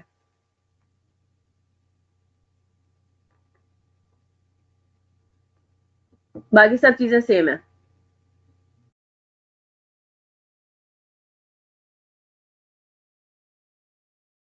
भी ज्यादा होंगे, ज्यादा होंगे। क्यों ज्यादा होंगे? वेरिएबल कॉस्ट बढ़ी है ना। इधर देखें, इधर देखें जरा, अब भी मेरे पास ज्यादा होंगे। क्यों ज्यादा होंगे? वेरिएबल कॉस्ट बढ़ी है, इसका मतलब ही हुआ कि कंट्रीब्यूशन मार्जिन कम हुआ है ना। वेरिएबल कॉस्ट पर यूनिट मेरी बढ़ी है, इसका मतलब है कंट्रीब्यूशन मार्जिन 20 रुपीज से कम हो गया, है ना। अब दोबारा से वही हिसाब किताब नहीं होगा। उसी फिक्स कॉस्ट को, जो पिछले साल भी सेम थी, अब उसी फिक्स कॉस्ट को कमाने के लिए, कंट्रीब्यूशन कमाने के लिए, कवर करने के लिए अब मुझे दोबारा से ज्यादा मेहनत नहीं करनी पड़ेगी, ज्यादा यूनिट्स नहीं सेल करने पड़ेंगे कि मेरी फिक्स कॉस्ट कवर हो जाए, है ना। Is that clear? तो पिछले साल से कंपेयर्ड अगर मैं देखूं तो break even units will be more than 5000 again. Is that clear? बात सबको समझ में आ रही है या मैं प्रॉपर न्यूमेरिकल एग्जांपल करके समझाऊं? अगर इससे गुजारा हो रहा है तो गुड इनफ जी। हसनैन, मोहसिन, अब्दुल्ला, एमन, अनस, हसन, हसन महमूद, आसिफ, क्लियर है बात? मिनाहिल, मोहम्मद अहमद, मुनीबा, सबीना, साइम, समरा, सना, सुंदस, उजैर, जेबा, क्रिस्टल क्लियर है सबको? तो बेसिकली यहाँ पे हम क्या चीज देख रहे हैं, रिलेशनशिप हम देख रहे हैं कि बिटवीन, वही वाली बात है, कॉस्ट और प्रॉफिट के रिलेशनशिप को हम देख रहे हैं, वॉल्यूम और प्रॉफिट के रिलेशनशिप को देख रहे हैं, है ना। तो एक किस्म का यहाँ पे सीवीपी एनालिसिस ही हमारा बेसिस है, हमारा बेसलाइन है, ठीक है। वॉल्यूम बढ़ेगी, प्रॉफिट बढ़ेगा और ब्रेक इवन पॉइंट जल्दी अचीव हो जाएगा। इन अदर वर्ड्स उसको फिर हम डिफरेंट सिनेरियो को थोड़ा सा अडेप्ट करके फिर उसमें इसी चीज को हम अप्लाई कर रहे हैं, ठीक है। आई होप दैट्स क्लियर। तो यहाँ पे जो रिलेशनशिप बन रहा है वेरिएबल कॉस्ट पर यूनिट का, ये भी डायरेक्ट रिलेशनशिप है। अगर वेरिएबल कॉस्ट पर यूनिट आपकी पिछले साल से कंपेयर्ड बढ़ जाएगी तो ब्रेक इवन लेवल भी बढ़ जाएगा। अब आपको ज्यादा नंबर ऑफ यूनिट्स जो है वो सेल करके जीरो लेवल पर आना है, उससे कम बेचेंगे तो लॉस हो जाएगा। क्लियर होगी बात? ठीक है, क्योंकि कॉस्ट आपकी बढ़ गई है तो अब आपको मेहनत भी ज्यादा करनी है। आप इसको इस तरह से कर ले, ठीक है। कॉस्ट जहां भी आपकी बढ़ेगी आपको मेहनत ज्यादा करनी पड़ेगी, ठीक है। कॉस्ट बढ़ रही है तो मेहनत ज्यादा पड़ रही है, यानी कि break even number of units बढ़ जाएंगे। अब आपको ज्यादा सेल्स करके ब्रेक इवन करना होगा, ठीक है। अगर आपकी सेलिंग प्राइस पर यूनिट बढ़ रही है तो अब आप रिलैक्स हो गए। सेलिंग प्राइस पर यूनिट बढ़ रही है ना, अब आपको मेहनत थोड़ी कम करनी पड़ेगी क्योंकि सेलिंग प्राइस बढ़ रही है, प्रॉफिट वैसे ही बढ़ गया, कंट्रीब्यूशन मार्जिन पर यूनिट वैसे ही बढ़ गया मेहनत के बगैर ही। तो अब क्या होगा, lesser number of unit sell करके अब आप अपनी फिक्स कॉस्ट को कवर कर लेंगे। वेरिएबल कॉस्ट पर यूनिट बढ़ रही है तो अब मेहनत दोबारा ज्यादा हो जाएगी। तो कॉस्ट वाले एलिमेंट्स बढ़ रहे हैं तो आपको मेहनत ज्यादा करनी पड़ेगी, break even number of units भी बढ़ जाएंगे। आपको ज्यादा यूनिट सेल करके फिर आप ब्रेक इवन के लेवल तक पहुंचेंगे, वरना उससे पहले आप लॉसेस में रहेंगे, ठीक है।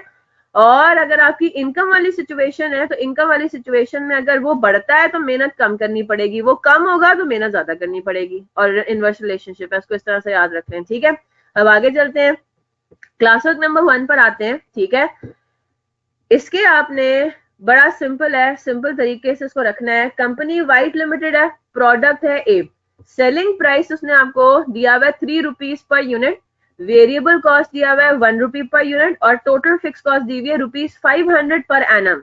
घबराइएगा मत, ये 500 रुपए टोटल है, ये पर यूनिट नहीं है, और ये बिल्कुल उसी चीज को फॉलो करता है कि आपकी फिक्स कॉस्ट नॉर्मली टोटल में ही एक्सप्रेस की जाती है। तो अगर यहाँ पे ₹500 लिखा होता और आगे कुछ ना लिखा होता, पर यूनिट पर एनम कुछ ना लिखा होता, तो हम यही कहते हैं कि 500 रुपए टोटल है, पर एनम है। ठीक है, तो आगे वो क्या कह रहा है, how many units of A must be sold per annum to break even. जल्दी से सॉल्व करके बताएं। फॉर्मूलाज आपके सामने है, फॉर्मूला क्या है, फिक्स कॉस्ट 500 रुपए का कंट्रीब्यूशन कमाना है आपने, फिक्स कॉस्ट 500 है, कंट्रीब्यूशन भी आपने 500 कमाना है, तो 500 रुपए का कंट्रीब्यूशन कमाने के लिए इन अदर वर्ड्स कितने यूनिट्स बेचने पड़ेंगे, तो number of units, break even units का क्या फॉर्मूला है, total fix cost divided by आपका कंट्रीब्यूशन पर यूनिट, 250 यूनिट्स। आ गया answer, simple easy peasy, right. तो ये क्लास वर्क नंबर 1, इसको मैं जरा खत्म करने का कोई तरीका देखती हूँ, just give me a minute, okay.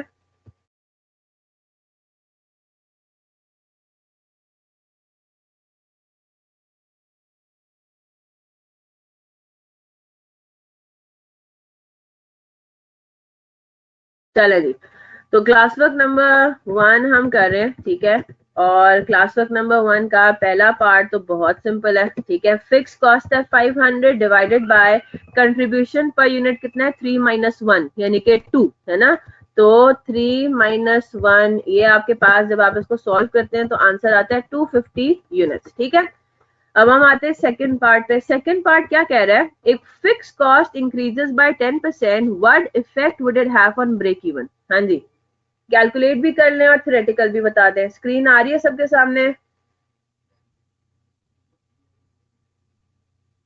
Second part जल्दी से मुझे सॉल्व भी करके बताएं, और मुझे पहले थ्योरेटिकली बताएं कि मेरी फिक्स कॉस्ट अगर 10% से इंक्रीज करेगी तो ब्रेक इवन यूनिट्स पे क्या फर्क पड़ेगा, the break even number of units will also increase, है ना, वो भी इंक्रीज होंगे। जरा मुझे कैलकुलेट करके बताएं क्या अमाउंट आएगी अब हमारी जो है वो, और कितने परसेंट से इंक्रीज आ रहा है ये भी जरा मुझे देखकर बताएं। 10% से मेरा फिक्स कॉस्ट बढ़ रहा है, मेरे ब्रेक इवन यूनिट्स पे भी कितना परसेंट का फर्क पड़ रहा है, वो भी 10% ही होना चाहिए। 275 हो गया ना। वैसे तो ये थ्योरेटिकल आंसर मांगता है, लेकिन हम कैलकुलेशन से अपना आंसर सपोर्ट करेंगे। ठीक है, इफ फिक्स्ड कॉस्ट 10%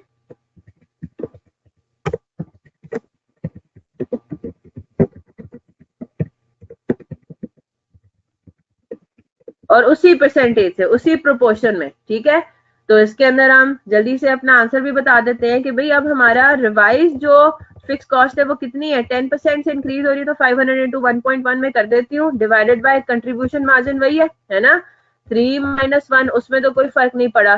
तो जब आप इसको सॉल्व करते हैं, यानी कि 500 मल्टीप्लाइड बाय 1.1 हो जाता है 550, 550 डिवाइडेड बाय 2, तो आपके पास आंसर आता है 275 यूनिट्स। तो जरा देखकर बताइए, ये 275 यूनिट्स अगर हम सीधा सीधा 250 को 10% करें तो यही आंसर आता है ना। 250 को अगर हम 10% करें तो ये भी यही आंसर आता है 275। तो सेम प्रोपोर्शन से आपका इंक्रीज होना है ना, डायरेक्ट रिलेशनशिप है। Is that clear? चले आगे चलते हैं।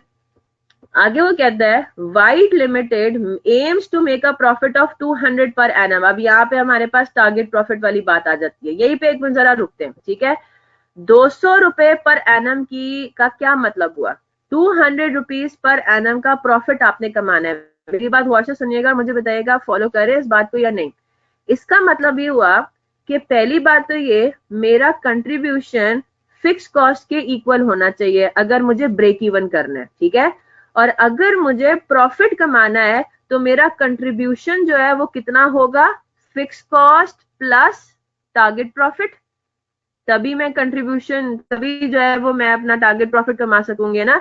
कंट्रीब्यूशन मेरा जितना होगा उसमें से अगर मैं फिक्स कॉस्ट को निकाल दूं तो मेरा टारगेट प्रॉफिट पीछे बचा होना चाहिए। तो अगर मैं कंट्रीब्यूशन की कैलकुलेशन करूंगी जी मेरी टारगेट कंट्रीब्यूशन कितनी होगी, तो number 1 contribution should be enough to cover your fix cost plus उसके ओवर एंड अबव मुझे कितने चाहिए 200 रुपीज पर एनम। ठीक है, what annual output is needed at increase fix cost. अब एक कंफ्यूजन ये हो सकती है ना कि हमने फिक्स कॉस्ट 500 लेनी है या ये 10% वाला लेना है। तो उसने कहा जी इंक्रीज फिक्स कॉस्ट को, यानी कि पार्ट 2 में जो कह रहा है ना कि फिक्स कॉस्ट बढ़ गई, अब आपने उसको कंसिडर करना है। तो इधर आ जाते हैं जरा, हमारे पास टारगेट यूनिट्स का क्या फॉर्मूला है, जरा ऊपर फॉर्मूला देखते हैं। टारगेट यूनिट्स क्या है, to earn a certain profit required units to sell. अब देखिए वही कंट्रीब्यूशन ब्रेक इवन वाला फॉर्मूला है ना, ब्रेक इवन वाला फॉर्मूला है, लेकिन मैंने यहाँ पे ऊपर क्या लिख दिया, मेरा टारगेट कंट्रीब्यूशन क्या है। Is that clear? Break even वाले फॉर्मूले पर आते हैं। ब्रेक इवन वाले फॉर्मूले में हम क्या कह रहे थे कि हमारा contribution should equal fix cost. Is that clear? तो हमने न्यूमरेटर में क्या रख दिया, फिक्स कॉस्ट ही रख दिया। अब हमारा टारगेट कंट्रीब्यूशन क्या है, fix cost plus target profit. Is that clear? तो ये हमारा बेसिकली जो न्यूमरेटर में आपके पास एक्सप्रेशन लिखा हुआ है इसको हम टारगेट कंट्रीब्यूशन भी कह सकते हैं। Is that clear? तो आपने अब क्या फॉर्मूला आपका बन जाएगा, आपका फॉर्मूला कुछ यूं बनेगा, टारगेट यूनिट्स क्या होंगे मेरे पास, मेरा रिवाइज्ड वो कितना है, फिक्स कॉस्ट कितना है 550 इंक्रीज करने के बाद, है ना, 10% इंक्रीज करने के बाद मेरी फिक्स कॉस्ट 550 हो गई और आपने 200 का कमाना था एडिशनल प्रॉफिट। टारगेट प्रॉफिट इतना है divided by 2 per unit contribution margin, है ना, 2 रुपीज पर यूनिट मेरा कंट्रीब्यूशन मार्जिन है। तो मेरे पास इस तरह से आंसर क्या आता है, 500 प्लस 200 डिवाइडेड बाय 2। लॉजिक भी सबको बात समझ में आ रही है? तो हम क्या कहेंगे, हम ये कहेंगे 275 यूनिट्स जब हमने सेल किए होंगे तो उस पे तो हमारा नो प्रॉफिट नो लॉस होगा। 275 से बढ़कर जब हमने 375 यूनिट जब हमने सेल किए तो फिर हमारे पास प्रॉफिट कमाना शुरू हो कर देंगे हम 200 रुपीज का, ठीक है, per annum. Is that clear? 275 पे आपका ब्रेक इवन है, 275 से ज्यादा अगर आप जाते हैं तो आप प्रॉफिट ही कमाएंगे। तो 200 रुपीज का प्रॉफिट कमाने के लिए आपको कितने यूनिट्स बेचने पड़ेंगे, 375। आई होप दैट्स क्लियर। ठीक है, यहां तक बात सबको क्लियर है, क्रिस्टल क्लियर है जी? सना, सुंदर, उजैर, बच्चे क्लियर है? जेबा, समरा, साइम, सबीना, मुनीबा, मोहम्मद अहमद, मिनाहिल, आसिफ, हसन महमूद, हसन जावेद, अनस, अनस बच्चे क्लियर है? एमन, अब्दुल्ला, मोहसिन, हसनैन, चले बेहतरीन हो गया। हल्की सी भी मसला हो परेशानी हो मुझे आपने बतानी है, ठीक है? आगे चलते हैं, बहुत इंटरेस्टिंग सा ये टॉपिक है, आगे चलते हैं।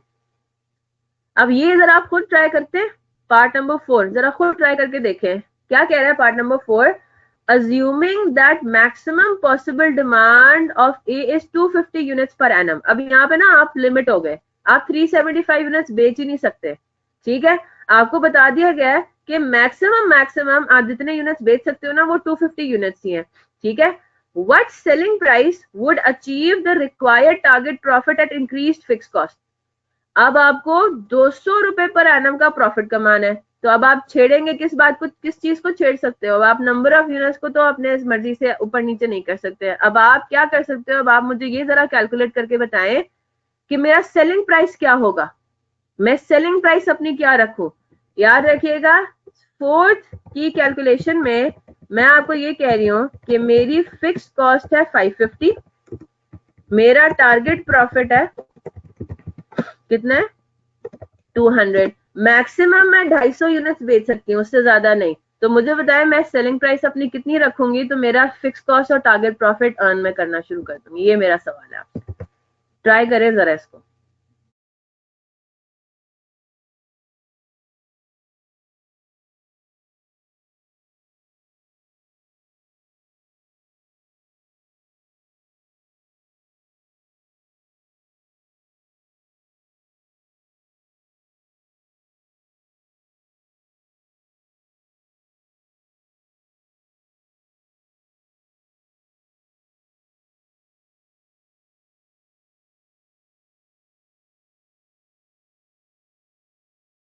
टाइम कह रहे हैं 11.2 होना चाहिए सेलिंग प्राइस। चलें देखते हैं, कैलकुलेट करके अपने आंसर जरा मुझे चैट बॉक्स में लिखते जाइएगा।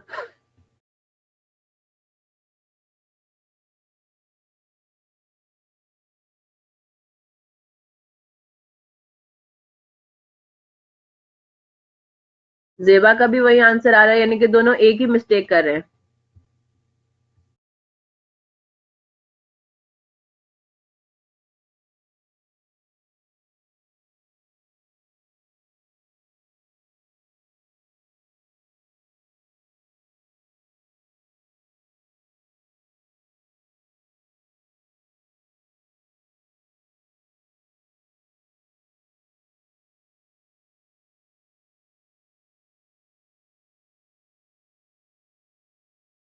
साइम और जेबा, आप लोग अपना आंसर चेक भी कर सकते हो ना, मुझे जरा कैलकुलेट करके बता दो। अगर हम सेलिंग प्राइस पर यूनिट 11.25 रखते हैं तो हमारा टारगेट प्रॉफिट 200 रुपीज कैलकुलेट हो रहा है नहीं हो रहा? प्रॉफिट आप मुझे कैलकुलेट करके बता दो। फिक्स कॉस्ट आपकी 550 है, वेरिएबल कॉस्ट पर यूनिट आपकी वही है 1 rupee per unit. Selling price per unit आप 3 के बजाय आप 11.25 रखो, और आप मुझे ये कैलकुलेट करके बता दो कि 250 यूनिट्स को अगर हम यूज करते हैं तो आपका प्रॉफिट क्या 200 रुपीज आता है या उससे कम या ज्यादा आता है? आसिफ और सबीना ने वही गलती नहीं की जो साइम और जेबा ने किया, इस वजह से उनका आंसर ठीक है। अब हम मैक्सिमम 250 यूनिट्स को ही सेल करेंगे ना, जितने यूनिट्स हैं हम उतने कहेंगे कि इनको सेल करना है, इनको सेल करेंगे, मैक्सिमम डिमांड अपनी अचीव करेंगे, उस पर सेलिंग प्राइस क्या निकलती है? जी जेबा साइम, गलती पकड़ी गई।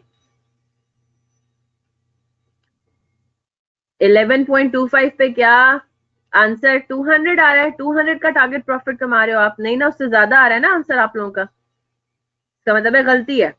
कहां पर है गलती? हाँ जी, और जनाब बताएं, सना क्या आंसर आ रहा है? उजैर, सुंदस, जेबा, जैसे जेबा ने तो बता दिया, जवाब दे दिया है। मुनीबा, समझ क्या नहीं आ रहा? मुनीबा, रिक्वायरमेंट समझ में आई है आपको? उजैर 3 रुपीज पर यूनिट तो पहले भी थी सेलिंग प्राइस। अब्दुल्ला कह रहे हैं 3.3, गलत है। मुनीबा, बात ये है, वो ये कह रहा है कि हम मैक्सिमम 250 यूनिट सेल कर सकते हैं, ठीक है, तो हम इतने ही सेल करेंगे, चलें ठीक है। अब हमें कितना कंट्रीब्यूशन कमाना है?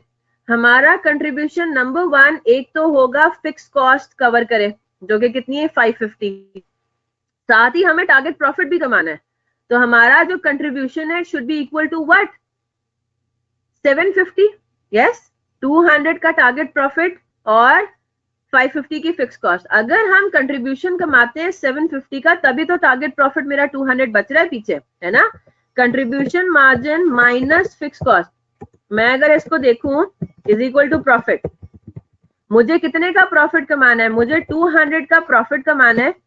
कंट्रीब्यूशन मार्जिन मैं अननोन रख रही हूँ, माइनस फिक्स कॉस्ट है मेरी 550। तो मैं अगर इसको इस तरह से कहूं कि मैं अगर कंट्रीब्यूशन 750 का कमाऊंगी, मैंने इसी के अंदर रीअरेंज किया उसको, मैं 750 का कंट्रीब्यूशन मार्जिन कमाऊंगी तो मेरा जाके प्रॉफिट जो है 200 रुपीज बचेगा, है ना? 750 में से 550 कट जाएंगे फिक्स कॉस्ट के, और बाकी 200 बच जाएंगे मेरा टारगेट प्रॉफिट जो मुझे चाहिए। Is that clear Muniba? बिल्कुल ठीक। नहीं, 375 तो यूनिट्स है ना बेटा अब्दुल्ला, 375 तो नंबर ऑफ यूनिट्स हैं ब्रेक इवन के लिए, वो हमने कैलकुलेट की थी, दैट्स डिफरेंट राइट? चलें जी, अब हम जरा इसको सॉल्व करते हैं। फिक्स कॉस्ट ये हमने निकाल लिया, ये हमारा कहलाएगा टारगेट कंट्रीब्यूशन। कुछ बन रहा है, कुछ समझ में आ रहा है? ये हमारा क्या है? This is our target contribution. Target contribution है हमारा 750 रुपीज टोटल, ठीक है, ये पर यूनिट नहीं है, ये टोटल है। ये हमारा हो गया टारगेट कंट्रीब्यूशन। अच्छा जनाब, अब कंट्रीब्यूशन का फॉर्मूला भी आपको पता है ना? कंट्रीब्यूशन टोटल का फॉर्मूला क्या है?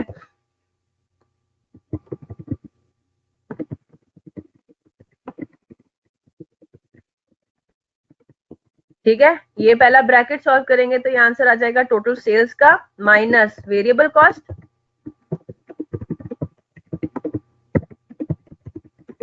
है ना? बात समझ आ रही है? इस वाले फॉर्मूले का समझ आ रहा है ना? टोटल कंट्रीब्यूशन का क्या फॉर्मूला बनता है? Total contribution can be calculated as sales minus variable cost. तो सेल्स को भी अगर हम फर्दर ब्रेक करें तो sales units multiplied by selling price per unit, variable cost per unit multiplied by sales units, यानी कि यूनिट सोल्ड। तो अगर हम ये कहें कि मुझे 750 का कंट्रीब्यूशन चाहिए, मैं मैक्सिमम कितने यूनिट सेल कर सकती हूँ? 250। सेलिंग प्राइस पर यूनिट मेरी अननोन है। अब बात समझ आ गई?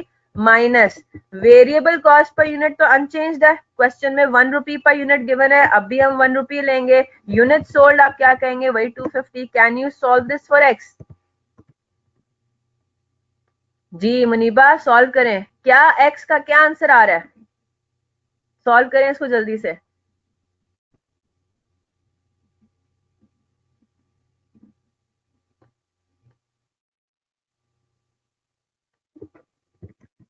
अब इधर देखें, इसका मतलब ये हुआ मुनीबा और बाकी सब जिसको किसी किसी को समझ में नहीं आ रही, इसका मतलब ये हुआ कि अब अगर हम अपनी selling price 4 rupees per unit रखें और हम मैक्सिमम 250 यूनिट ही सेल कर सकते हैं, उससे ज्यादा नहीं, तो 250 यूनिट सेल करने के बाद हमारी फिक्स कॉस्ट भी कवर हो जाएगी और 200 का बल्कि प्रॉफिट भी बच जाएगा अगर हम अपनी सेलिंग प्राइस 4 रखते हैं। मुनीबा अब बात समझ आई?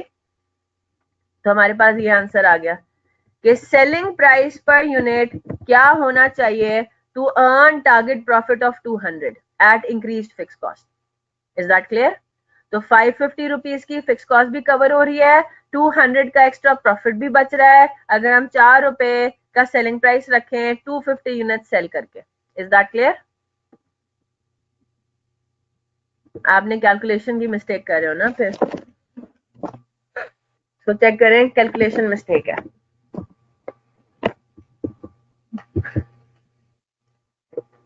ठीक है बेटा, ये माइनस है, आप कहीं प्लस तो नहीं कर रहे उसको, यहाँ पे ये माइनस है, ये दूसरी साइड पे जाके प्लस हो जाएगा, तो 750 प्लस 250 हो जाएगा 1000। 1000 को डिवाइड करेंगे 250 से तो आंसर 4 ही आता है, आप यही गलती कर रहे होगे। ठीक है, फर्दर माइनस कर दो तो 500 डिवाइड बाय 250 आंसर 2 आएगा। चले जी, तो ये आपका आंसर आ गया। सिंपल, इंटरेस्टिंग है या नहीं, सही से बताएं, आगे चलते हैं। अब ये इन्होंने बड़ी जो है वो इंटरेस्टिंग बात की है। क्या कह रहा है ये, की पॉइंट्स पर आते हैं। Profit and loss with respect to break even units, number of units. ठीक है, अब आगे क्या कह रहे हैं, थोड़ा सा अजीब तरीके से एक्सप्रेस किया हुआ है, इसलिए मैं आपको ये समझा रही हूँ। ठीक है, रीड करके हम पढ़े।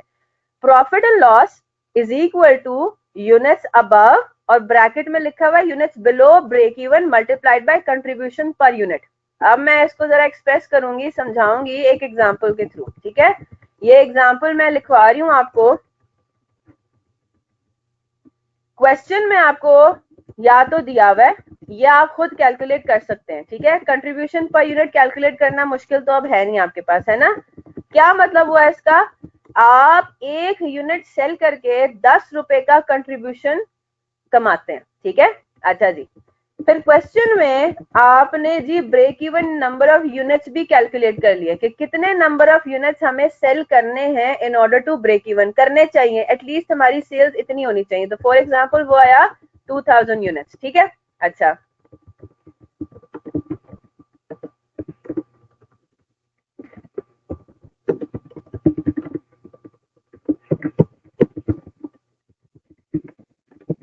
ये क्या बात हो गई, हमें और तो कोई इन्फॉर्मेशन दी भी नहीं है, फिक्स कॉस्ट तो इन्होंने हमें दी भी नहीं है? इन्होंने हमें ये तो नहीं बताया हुआ कि जी फिक्स कॉस्ट कितनी है। क्यों भाई, चलो ठीक है, प्रॉफिट का फॉर्मूला क्या हमने पढ़ा हुआ है, प्रॉफिट का फॉर्मूला पढ़ा हुआ है contribution minus fix cost. Yes, contribution में से फिक्स कॉस्ट माइनस करते हैं, तो या तो अगर दोनों फिगर्स होंगी तो आंसर 0 आएगा, ब्रेक इवन हो जाएगा, और अगर कंट्रीब्यूशन ज्यादा है फिक्स कॉस्ट कम है तो बाकी हम कहेंगे कि जी हमारा प्रॉफिट है वो। यस और नो? तो अब सिर्फ इस इंफॉर्मेशन को यूज करके आप कैसे profit for the year calculate कर सकते हैं जी, कैसे कर सकते हैं?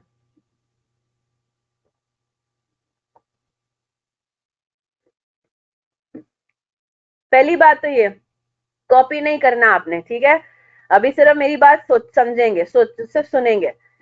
आपको क्वेश्चन उन्होंने दे दिया हुआ है ब्रेक इवन यूनिट्स।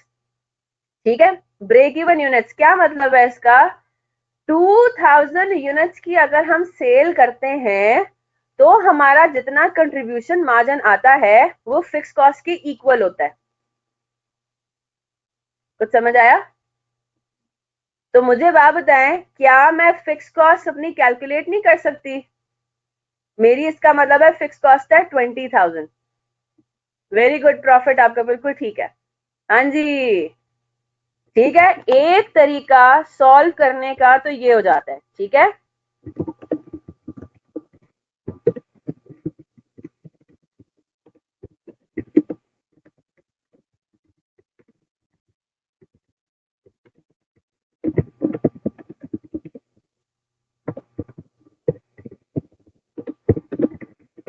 हाँ जी, अब बात समझ आई।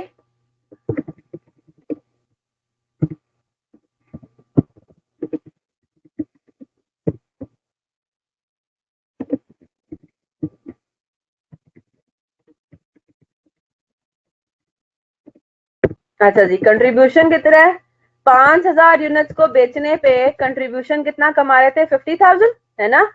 फिक्स कॉस्ट कितनी है? फिक्स कॉस्ट तो 20,000 ही रहनी है ना, भले मैं सेल्स 2,000 यूनिट्स करूं, 3,000 करूं, 1,000 करूं, फिक्स कॉस्ट तो मेरी 20,000 ही रहनी है ना।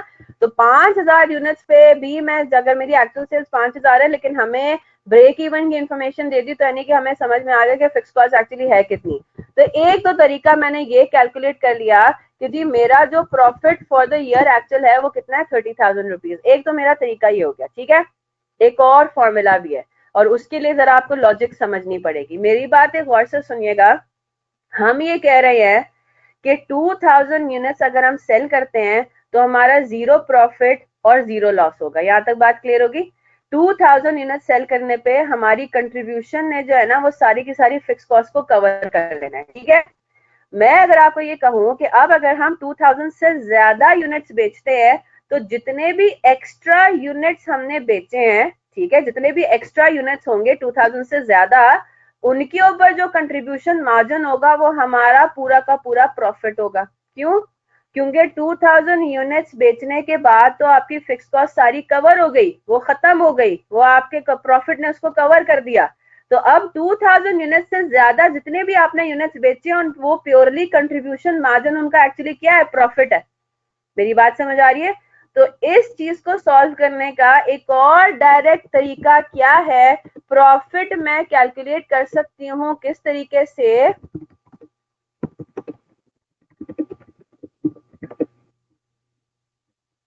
Units in excess of break even multiplied by contribution per unit. हाँ जी, मेरे कितने यूनिट्स हैं in excess of break even? 3,000 units, है ना। इन 3,000 यूनिट्स पे जितना भी कंट्रीब्यूशन था ना, वो सीधा हमारी जेब में जाएगा। फिक्स कॉस्ट तो ऑलरेडी कवर हो चुकी है ना, फिक्स कॉस्ट तो ऑलरेडी आपने कवर कर लिया। 2,000 यूनिट जब आपने बेचे, तो आपने 5,000 में से जब आपने 2,000 यूनिट्स बेचे, तो फिक्स कॉस्ट तो आपकी पूरी की पूरी हो गई, कवर हो गई। आपकी जेब से जो खर्चा निकला था वो रिकवर हो गया। अब जब आपने एडिशनल 3,000 यूनिट्स बेचे, तो वो अब कोई कॉस्ट तो बाकी बची नहीं है ना। वेरिएबल कॉस्ट भी कवर होगी या फिक्स कॉस्ट भी कवर होगी। तो अब एडिशनल 3,000 यूनिट्स जो आपने बेचे, तो उनके ऊपर जो कंट्रीब्यूशन कमाया वो सीधा आपकी जेब में, वो क्या कहलाएगा? आपका net profit. Is that clear? ठीक है। इसी तरह से अगर हम लॉस की बात करें, ठीक है,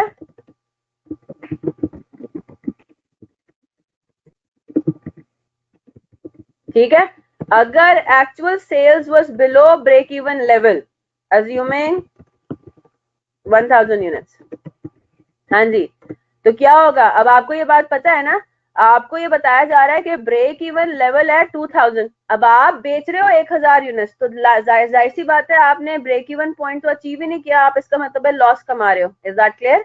है ना।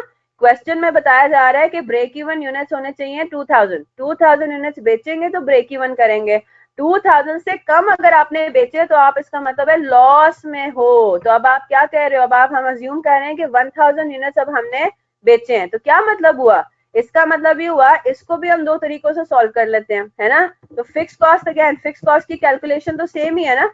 फिक्स कॉस्ट है आपके पास 20,000 रुपीज ऊपर वाले डेटा को इस्तेमाल करके। तो इसका मतलब क्या हुआ?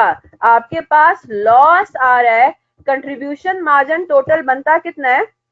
कंट्रीब्यूशन मार्जिन आपके पास 1,000 यूनिट्स पे बनता है, 1,000 इंटू 10, 10,000 रुपए का आप कंट्रीब्यूशन कमा रहे हो। 20,000 रुपीज का आपके पास फिक्स कॉस्ट है, तो इसका मतलब है कि आंसर आपका नेगेटिव में आएगा, है ना। नेगेटिव 10,000 आपका आ रहा है लॉस। ये तो मैंने पहले तरीके से इसको सॉल्व कर लिया, इस वाले तरीके से, है ना। इस वाले तरीके से सॉल्व कर लिया। फिक्स कॉस्ट तो मेरी वही 20,000 ही रहेगी, क्योंकि ब्रेक इवन मेरे पास यूनिट्स वही ऊपर वाला डेटा है, 2000 यूनिट्स पे मैं ब्रेक इवन करती हूँ। 10 रुपए पर यूनिट आपका कंट्रीब्यूशन मार्जिन है, तो उस हिसाब से फिक्स कॉस्ट बनती है 20,000 एट ऑल लेवल्स, राइट। तो इधर फिर आपके पास क्या होगा, यहाँ पे इसका मतलब है 1000 यूनिट्स की सेल पे, एक्चुअल सेल के ऊपर आपने लॉस कमाया है 10,000 का। अब इसको मैं डायरेक्ट तरीके से कैसे कर सकती हूँ, मैं इस वाले फॉर्मूले को यूज करके मैं डायरेक्ट कैसे इसको सॉल्व कर सकती हूँ।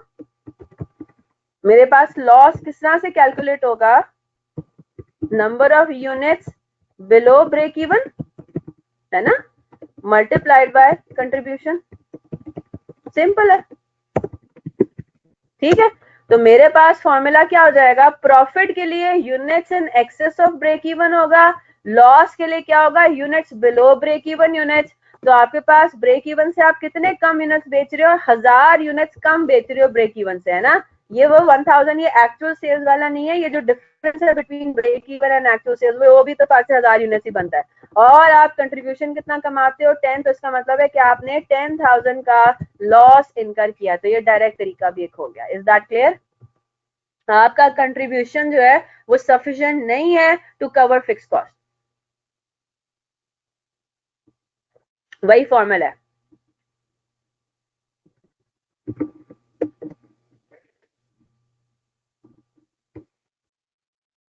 क्रिस्टल क्लियर हो गया, कॉपी कर लिया सबने। तो अब ये वाली बात जो है, इसने यही आपको बताने की कोशिश किया। अब इसको जरा दोबारा रीड करते हैं। Profit and loss with respect to break even units is equal to, profit positive में आएगा इस फॉर्मूले को यूज करके, और लॉस नेगेटिव में आएगा, is equal to units above या units below break even multiplied by contribution per unit.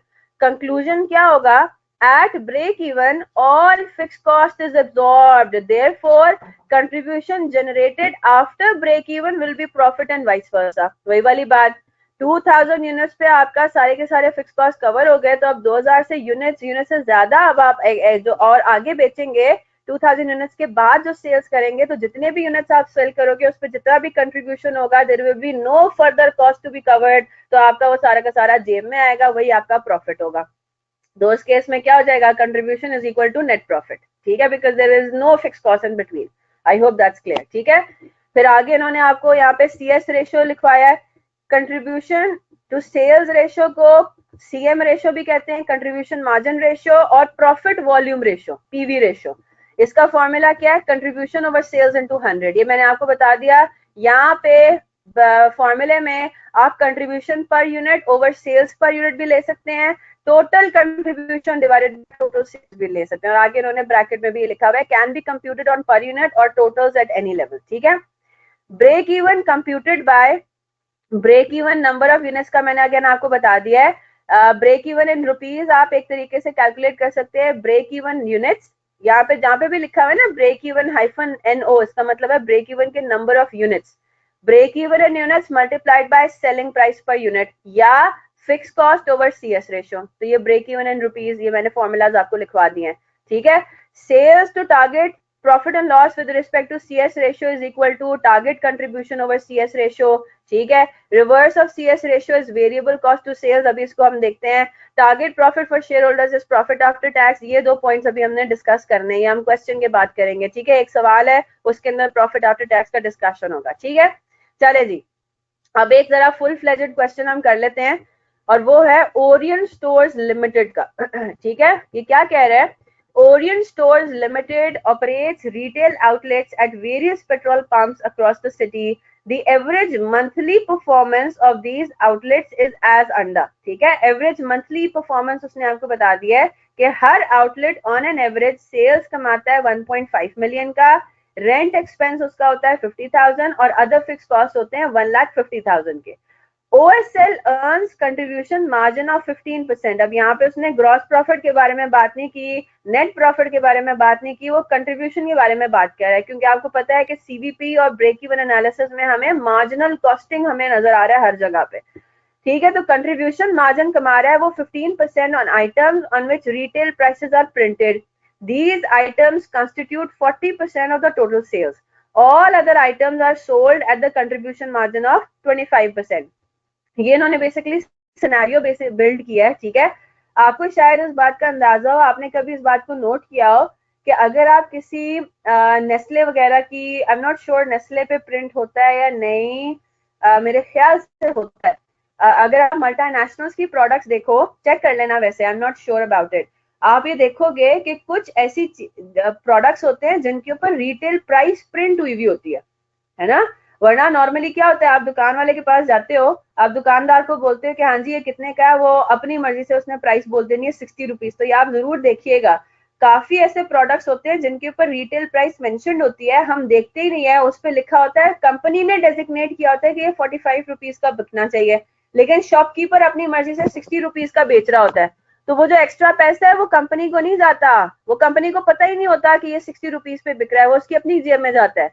तो मैंने तो अब इस बात पे शुरू करना, मतलब फटा करना शुरू कर दिया हुआ है। वैसे ही महंगाई इतनी ज्यादा हो रही है, वैसे ही हम जो है कंज्यूमर्स, हम हर जगह से जो है वो पिट रहे हैं, मतलब जिसका भी दिल करता है वो उठा के एक्सप्लॉइट करना शुरू कर देता है अनफॉर्चुनेटली। मतलब इस्लाम वाली बातें, मुसलमान, ये सब चीजें तो पता नहीं हमने अलग ही कर दिया है कि हम मुसलमान जो है वो तो मस्जिद में सिर्फ सिर्फ नमाज पढ़ते हुए हैं, कुरान पाक पढ़ते हुए हैं, और वैसे अपनी रूटीन की लाइफ में हमने कहीं पे दीन को साइड पे करके रखा हुआ है। और हमारे पास सिर्फ एक यही जवाब होता है कि हर कोई जो है वो एक्सप्लॉइट कर रहा है, तो हम क्यों नहीं कर रहे, है ना। तो अब आप इस चीज को जरा करना शुरू करें। मैंने तो एक दो दफा मतलब दुकानदार को मैंने सही बेइज्जत किया था इस बात पे। You are an accountant, you know how businesses are run now, you know how profits are earned, you know कि भाई प्राइसिंग किस तरह से होती है, अल्टीमेटली आगे जाके आपको और इसकी अंडरस्टैंडिंग डेवलप हो जाएगी। तो प्लीज स्टार्ट अप्लाइंग दिस। अगर कोई एक आइटम है, फॉर एग्जाम्पल प्राइसेस एकदम से ओवरनाइट बढ़ गई, एक आइटम शॉपकीपर ने कल खरीदा था, प्राइसेस हुई हैं आज इंक्रीज, कल उसने जो खरीदा था वो कम प्राइस पे खरीदा था, तो उसको आइडियली कम प्राइस पे ही बेचना चाहिए ना उसे, है ना। तो अगर आपको कोई शॉपकीपर ये कहता है कि ठीक है जी रिटेल प्राइस पे लिखी हुई है 45, लेकिन अब प्राइसेस बढ़ गई हैं, तो you are in a position to argue कि भाई आपको तो कंपनी ने उस टाइम पे भेजा था जब प्राइसेस कम थी। आपने कंपनी से कब खरीदा था, ये आपने कंपनी से तब खरीदा था जब उस पर रिटेल प्राइस फिक्स हुई हुई थी 45 की। अब जब वो नया बैच मैन्युफैक्चर करेगा और नए बैच को जब वो आगे जाके बेचेगा, तो फिर वो हाँ 60 रुपीज प्रिंट कर देगा उसके ऊपर। तो आप ये 45 रुपीज वाली चीज जो है ना वो 60 रुपीज पे क्यों बेच रहे हैं, ठीक है। तो do look into this as well. इस तरह से आप थोड़ा सा अप्लाई भी करें इस चीज को, और थोड़ा सा जो है वो प्रैक्टिकली थोड़ा सा शार्प भी रहें। तो ये जो खास तौर पे हमारी सोसाइटीज में जो छोटी मोटी दुकानें होती हैं जिन पे इतना कोई चेक एंड बैलेंस रखता नहीं है ना। नहीं नहीं, तो अगर थोड़ा शरीफ बंदा होगा तो उसको थोड़ी शर्म आ जाएगी कि हाँ ये तो मैं गड़बड़ कर रहा हूँ। मैंने अभी तक एटलीस्ट मुझे किसी ने आगे से ये नहीं कहा कि लेना है तो लो वरना जाओ। थोड़ा सा आप अपने अंदर कॉन्फिडेंस लेकर आए, थोड़ा उसको पता चले कि आप पढ़े लिखे हैं, ठीक है। और you are in a position, अब तो हमारा माशाल्लाह से मीडिया इतना स्ट्रांग हो गया कि किसी को मीडिया की धमकी दे दो कि मैं इसको अपलोड कर दूंगी, ठीक है, या कर दूंगा फेसबुक पे या कहीं पे भी, तो वो फिर इस बंदे का पुत्र बन ही जाता है, ठीक है। तो ये वाली बात हो जाती है ना। अब उसमें वो क्या कह रहा है, मेन पॉइंट हमारा क्या था, बेटा होगी कोई अथॉरिटी, पता नहीं टीवी पे तो आता रहता है कि भाई छापा मारने पहुंच गए हैं, अब पता नहीं वो कौन अथॉरिटी है, उसके लिए जरा आप रिसर्च कर लें, फाइंड आउट कर लें। तो अगर इस तरह का कोई है जो कि on a very extensive basis इस तरह से एक्सप्लॉइट करता है कस्टमर्स को, तो ही और शी शुड बी रिपोर्टेड। अब अल्लाह करे कि हमारी अथॉरिटीज भी इतनी करप्शन से पाक हो कि भाई वो वाकई में उनके अगेंस्ट एक्शन ले, ये ना हो कि वो आपके सामने तो उसको पकड़ ले और फिर उसके बाद जी वो जो एक्स्ट्रा मैंने 15 रुपए कमाए हैं ना 60 रुपीज का बेच के, वो 15 रुपए आप ही ले लें और मुझे छोड़ दें, वरना ये होता है, ठीक है।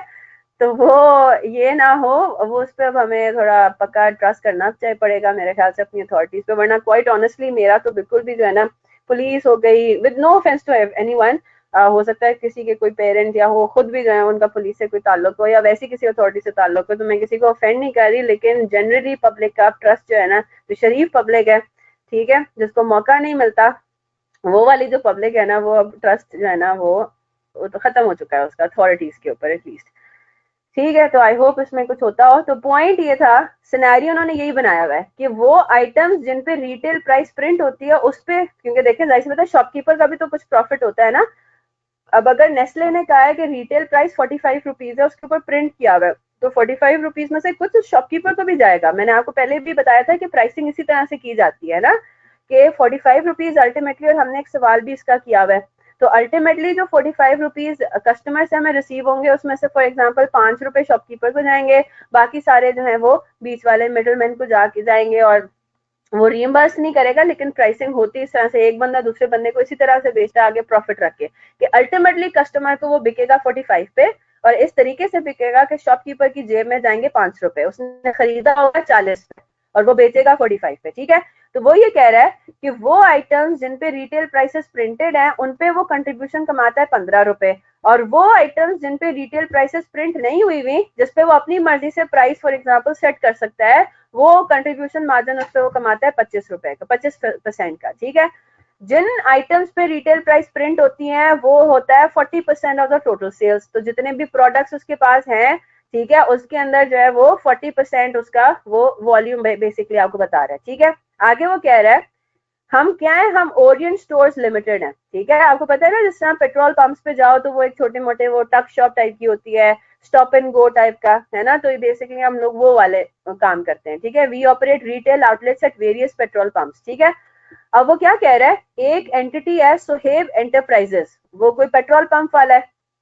It has offered OSL, OSL हम है, Sohaib Enterprises has offered OSL to establish an outlet at one of its petrol pumps located in a posh area of the city. OSL's planning department estimates that at the proposed location, the sales volume would be 20% lower than average. Average हमारे पास क्या, average हमारे पास ये दिया हुआ है, ये average है। उसने बताया हुआ है कि average monthly performance of these outlets is as under. ठीक है, तो ऑन एन एवरेज सेल्स इतना है, रेंट एक्सपेंस इतना है, अदर फिक्स कॉस्ट इतना है, तो हम वेरिएबल कॉस्ट भी डिटरमिन कर सकते हैं ये 15% और 25% को यूज करके, है ना। तो सारी इन्फॉर्मेशन हमारे पास कॉस्ट रिलेटेड भी और इनकम रिलेटेड भी हमारे पास सारी एवरेज मौजूद है। ठीक है, वो ये कह रहा है कि sales volume would be 20% lower than average, तो 1.5 मिलियन से 20% हम कम अपना कह रहे हैं कि जी मंथली सेल्स होंगी। Being a posh area, OSL would be able to charge 10% higher prices on items on which retail prices are not printed. क्योंकि जिन आइटम्स पे रिटेल प्राइस प्रिंट नहीं हुई हुई उसमें वो अपनी मर्जी से रिटेल प्राइस चार्ज कर सकता है। और इसी तरह से चलता है, पॉश इलाकों में पानी की बोतल जो है वो नॉर्मली आपको 5-10 रुपए ज्यादा एक्सपेंसिव मिलेगी, क्योंकि वो पैसे पे कर सकते हैं, तो नॉर्मल चीज के लिए भी ज्यादा चार्ज करते हैं, बीइंग अ बिजनेस। अब वो बिजनेस है, अब हम उसके वो भी नहीं कर सकते ना, अब उसको हम थोड़ा इमोशनल ब्लैकमेल भी नहीं कर सकते, क्योंकि वो आपको आगे से कहेगा कि भाई मेरा काम है प्रॉफिट कमाना, मैं जहां से एक्सप्लॉइट करूंगा कर सकता हूँ मैं करूंगा, है ना। तो उसने कहा जी पॉश एरिया, तो हम प्राइसेस जो है वो 10% हायर चार्ज कर सकते हैं on items on which retail prices are not printed. आगे other fixed costs would be the same as the average of existing outlets। ठीक है, यानी कि other fixed costs आ गई 1,50,000। अब बात करते हैं जरा रेंट की, है ना। रेंट के बारे में वो कह रहा है, determine the break even sales under the assumptions that SE would monthly charge option 1 rent of 75,000। तो ये तो उसने आपको बताया ना, रेंट ऑफ अदर आउटलेट्स है, एवरेज ऑन एन एवरेज जो हमारे आउटलेट्स का जो हम रेंट पे करते हैं ना पेट्रोल स्टेशन को, कि भाई हमने आपकी जगह पे हमने अपना आउटलेट स्टैब्लिश किया हुआ है, तो वो पेट्रोल पंप्स को रेंटल पे करता है उसका। तो ऑन एन एवरेज वो 50,000 है, लेकिन इस पर्टिकुलर में हमने पहले सिनेरियो में देखना है कि जी अगर रेंट वो चार्ज करे 75,000, rent is what, fix cost और वेरिएबल कॉस्ट। पहली बात तो ये, ब्रेक इवन सेल्स को डिटरमिन करने के लिए पहले हमें क्या करना पड़ेगा, पहले ये तो बताएं कि रेंट जो है वो फिक्स्ड में आएगा। ठीक है, चलें जी। दूसरा ऑप्शन क्या है, ऑप्शन ये कह रहा है कि रेंट वही 50,000 है, लेकिन एक 5% कमीशन ऑन टोटल सेल्स भी होगा। अब मुझे आप बताएं 5% कमीशन को आप कहाँ लेंगे, क्या ये कंट्रीब्यूशन मार्जिन की कैलकुलेशन के लिए इस्तेमाल होगा या ये फिक्स कॉस्ट का पार्ट बनेगा? ये कंट्रीब्यूशन के उसमें इस्तेमाल होगा ना, वेरिएबल कॉस्ट है, बिल्कुल ठीक। Which of the above options would you recommend and why? तो सबसे पहले तो हम जरा ब्रेक इवन सेल्स कैलकुलेट कर लें। ठीक है, ब्रेक इवन सेल्स कैलकुलेट कर लें इन दोनों ऑप्शंस को यूज करके। ठीक है, सारी इंफॉर्मेशन आपको क्वेश्चन में गिवन है। चलें जी, स्टार्ट करते हैं इसको। अगर इसको हम कंप्लीट नहीं कर सके, और जो कि मुझे लग रहा है कि हम नहीं कंप्लीट कर सकेंगे, तो ये आपका होम असाइनमेंट हो जाएगा। ठीक है, अलोंग विद, लेट मी सी, चलें एक और मैं आपको दे दूंगी, अलोंग विद वन अनदर। ठीक है, हिमालयन ये क्लास वर्क 4। तो एग्जाम्पल है ये आपका पेज नंबर 359 पे।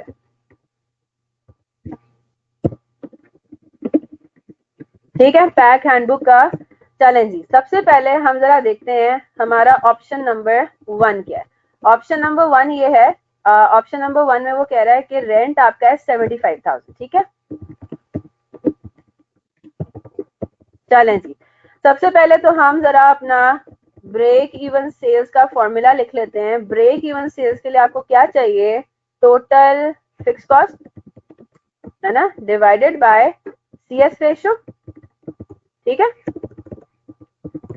अगर कंट्रीब्यूशन मार्जिन पर यूनिट रखते हैं तो वो ब्रेक इवन यूनिट्स होंगे और उसको फिर आपको मल्टीप्लाई करना होगा सेलिंग प्राइस पर यूनिट से। सेलिंग प्राइस पर यूनिट आपको क्वेश्चन में नहीं गिवन और आप कैलकुलेट भी नहीं कर सकते। ठीक है, तुम क्या मुझे बात बताइए, ब्रेक इवन सेल्स का हम ये वाला फॉर्मूला यूज कर सकते हैं, break even sales in rupees. अगर ब्रेक इवन यूनिट्स मांग रहा होता तो यूनिट्स वाला फॉर्मूला था, अब ब्रेक इवन सेल्स मांग रहा है तो हमें रुपीज में देना है। ऑल्टरनेटिव इसका फॉर्मूला ये है कि हम ब्रेक इवन यूनिट्स कैलकुलेट करें और उसको मल्टीप्लाई करते हैं सेलिंग प्राइस पर यूनिट से। तो पहली बात तो ये कि सेलिंग प्राइस पर यूनिट हमें नहीं गिवन और ना ही हम कैलकुलेट कर सकते हैं, तो ये वाला फॉर्मूला तो हमारा आउट ऑफ क्वेश्चन हो गया। ठीक है, अब हमें ब्रेक इवन सेल्स इसी फॉर्मूले से सॉल्व करना है, total fix cost over CS ratio. Is that clear?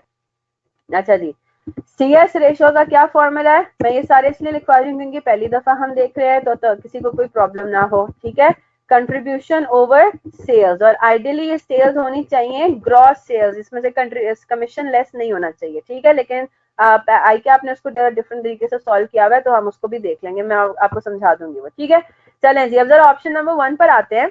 Option number 1 के लिए क्या, ऑप्शन नंबर 2 के लिए भी यही फॉर्मूलाज इस्तेमाल होंगे। तो let's gather, start gathering our information, है ना। तो जरा हम बताएं, कैलकुलेट करते हैं कि हमारे पास टोटल फिक्स कॉस्ट कितनी है इस सवाल के अंदर। ठीक है, उसने आपको ये बता दिया है कि अदर फिक्स कॉस्ट सेम है 150,000, है ना। तो हम इसको रुपीज एंड थाउजेंड भी रहने देते हैं। 150,000 प्लस रेंट एक्सपेंस, वो कह रहा है कि अब 50,000 की बजाय आपने कितना लेना है, 75,000। ठीक है, और जरा बताएं और कोई फिक्स कॉस्ट है इसमें?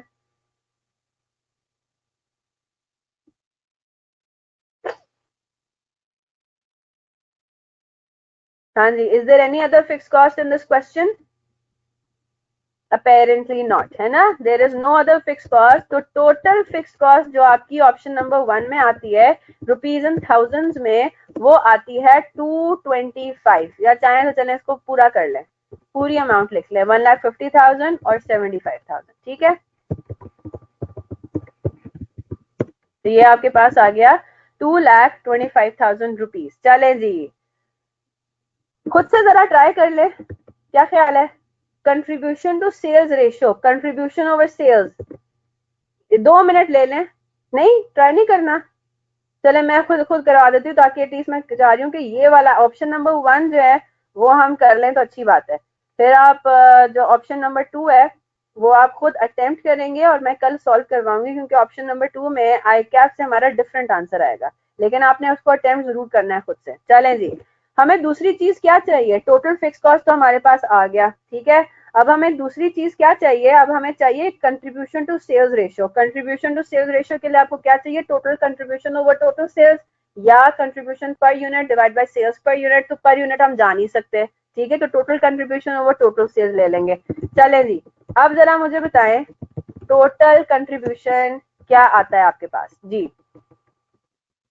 अच्छा, मैं आपको ये कह रही हूँ कि जी 25% भी तो है कंट्रीब्यूशन मार्जिन। हाँ जी, क्या करेंगे अब, कंट्रीब्यूशन मार्जिन ये भी तो है, 15% लेंगे, 25% लेंगे, क्या लेंगे, अरे आपको उन्होंने रेशो भी तो बताया हुआ है, तो इसमें मसले वाली बात ही क्या है, कोई प्रॉब्लम वाली बात है ही नहीं यहाँ पे। हाँ जी, बात समझ आ रही है?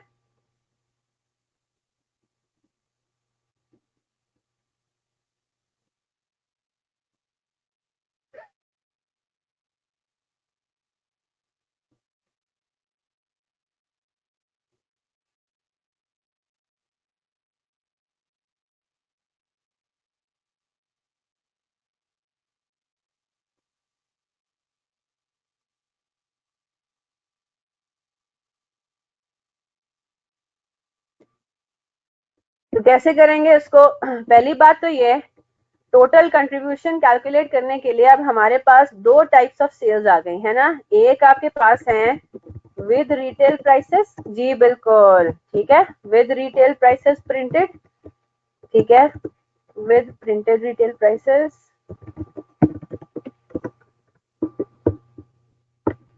दो टाइप्स ऑफ प्रोडक्ट्स है ना,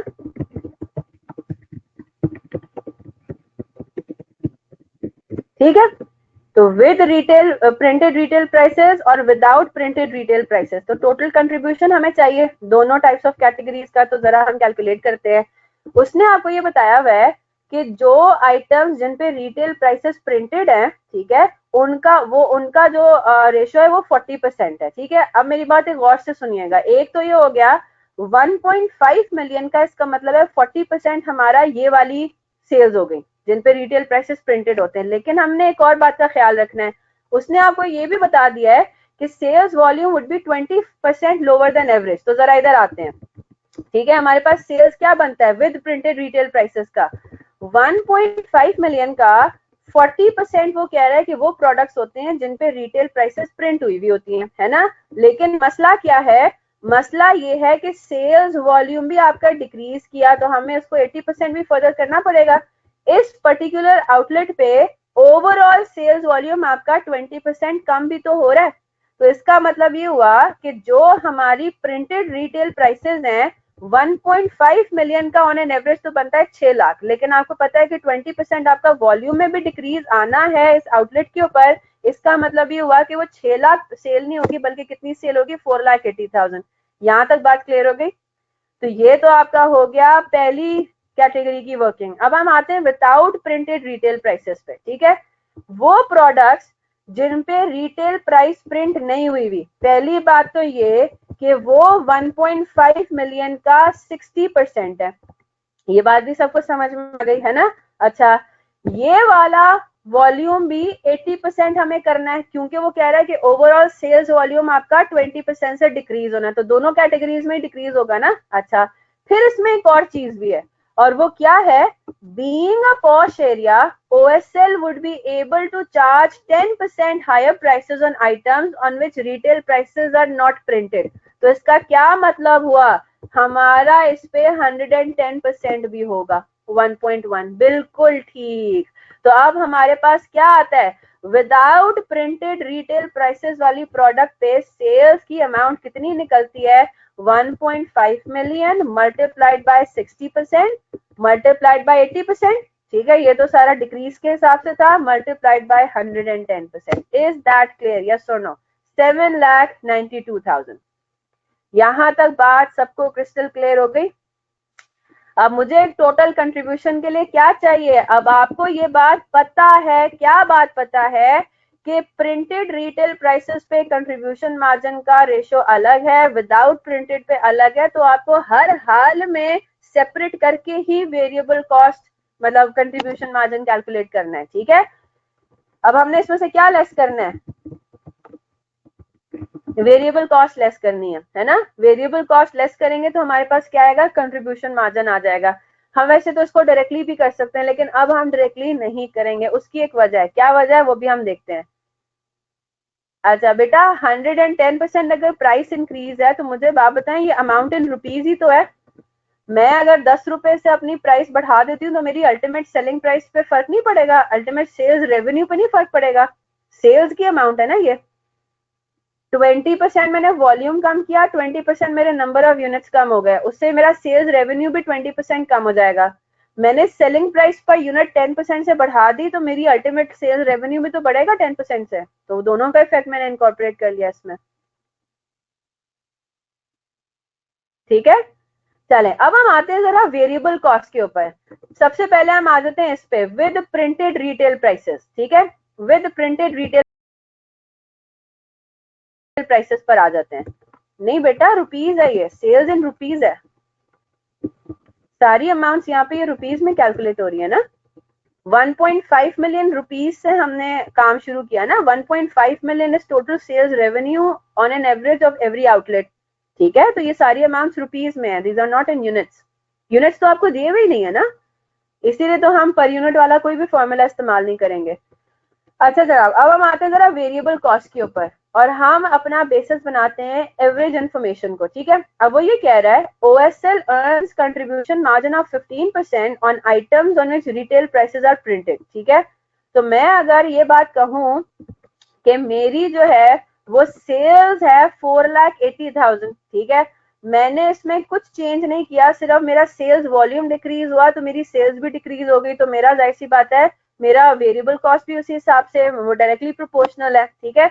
तो मुझे आप बताइए क्या मैं वेरिएबल कॉस्ट कैलकुलेट कर सकती हूँ बिल्कुल सिंपल रख के चीजों को विद प्रिंटेड रिटेल प्राइसेस वाली कैटेगरी की? हाँ जी, बात समझ आ रही है? बताएं जरा कितना आंसर निकल रहा है, क्या आंसर आ रहा है? 4,08,000। हाँ जी, 4,08,000।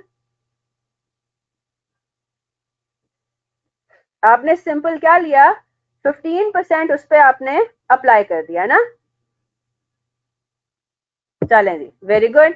15% आपका कंट्रीब्यूशन मार्जिन है, यानी कि विद प्रिंटेड रिटेल प्राइसेस में 85% आपकी हो जाएगी कॉस्ट। वेरी गुड, ये वाली बात सबको समझ में आ गई। हम ये बात करते हैं, अगर हम ये कह रहे हैं कि कंट्रीब्यूशन मार्जिन 15 है तो मार्जिन अप्लाई होता है सेल्स के ऊपर। इसका मतलब ये हुआ कि अगर मेरी सेल्स 100 है तो मेरा कंट्रीब्यूशन मार्जिन 15 होगा और मेरी वेरिएबल कॉस्ट कितनी होगी, 85, है ना। 100 में से मैं वेरिएबल कॉस्ट को माइनस करती हूँ 85 को, तो मेरा कंट्रीब्यूशन मार्जिन 15 आता है। तो मैंने यहाँ पे अभी क्या कैलकुलेट करना है, 85। तो इन अदर वर्ड्स मैं पहली कैटेगरी के लिए तो सिंपल रख के मैं क्या कैलकुलेट करूंगी कि सेल्स का 85% मेरा हो जाता है वेरिएबल कॉस्ट। यहां तक बात क्लियर हो गई, ठीक है। और मेरा कंट्रीब्यूशन मार्जिन भी मैं आराम से कैलकुलेट कर लूंगी, लेकिन अभी मैं जरा वेरिएबल कॉस्ट को पहला सारा खत्म करूं, ठीक है। अब हम आते हैं किसके ऊपर, विदाउट प्रिंटेड रिटेल प्राइसेस पे। अच्छा, विदाउट प्रिंटेड रिटेल प्राइसेस का भी कॉपी मत कीजिएगा, क्या विदाउट प्रिंटेड रिटेल प्राइसेस पे भी मैं ये काम कर सकती हूँ? इनटू कितना है, इसके ऊपर कितना है, कंट्रीब्यूशन मार्जिन 25% है, तो इसका मैं 75 ले लूं। हाँ जी, कॉपी नहीं करना इस चीज को, ये जो मैं रेड में हाईलाइट कर रही हूँ इसको अभी आपने कॉपी नहीं करना, मैं just for the sake of discussion. हाँ जी, 75%। वही जेबा, क्या मैं 7,92,000 का 75% ले लूं, यानी कि 5,94,000 मेरा यहाँ पे वेरिएबल कॉस्ट है। कितने लोग इस बात से अग्री नहीं करते?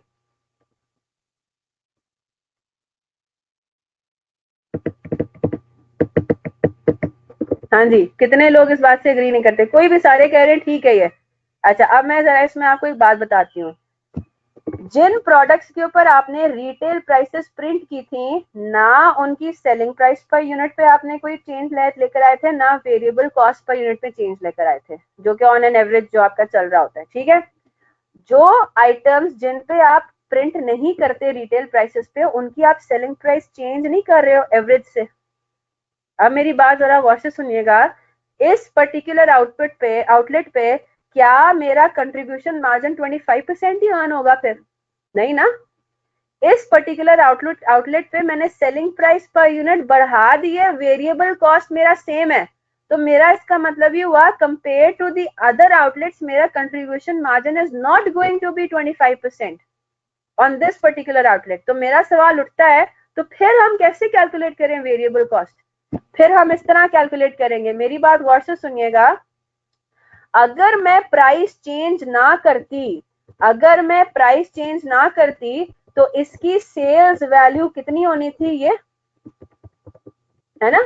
अगर मैं प्राइस चेंज ना करती तो इसकी इस पर्टिकुलर कैटेगरी की सेल्स वैल्यू कितनी होनी थी, 1.5 million multiplied by 60% multiplied by 80%, that's it.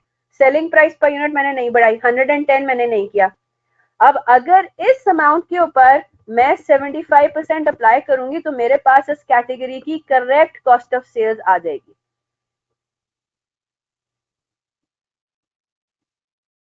या तो आप रिवाइज कंट्रीब्यूशन मार्जिन कैलकुलेट कर लें, ठीक है, या तो आप रिवाइज कंट्रीब्यूशन मार्जिन कैलकुलेट कर लें, या इस वाली बात को समझने की कोशिश करें। रिवाइज कंट्रीब्यूशन मार्जिन भी हम कैलकुलेट कर सकते हैं ना। इधर देखें, हम लोग नॉर्मली ये वाला हमारे पास होता था, एवरेज हमारा ये है ना, एवरेज हमारा फॉर्मूला ये है। क्या फॉर्मूला है? सेल्स मेरी 100 रुपए की है, कंट्रीब्यूशन मार्जिन अगर 25 रुपए का हम कमा रहे हैं, इसका मतलब है वेरिएबल कॉस्ट मेरी 75 है, ये तो मेरा एवरेज है। मैं समझा रही हूँ जेबा, इसको मैं अब दूसरे तरीके से समझा रही हूँ आपको। ठीक है। मेरा जो एवरेज सिनेरियो है इस कैटेगरी ऑफ प्रोडक्ट्स का वो ये है, ये वाली चीज समझ में आ गई। ऑन एन एवरेज मेरा क्या बनता है, 25% मेरा कंट्रीब्यूशन मार्जिन है, इसका मतलब है मेरा ये पूरा स्ट्रक्चर है ना।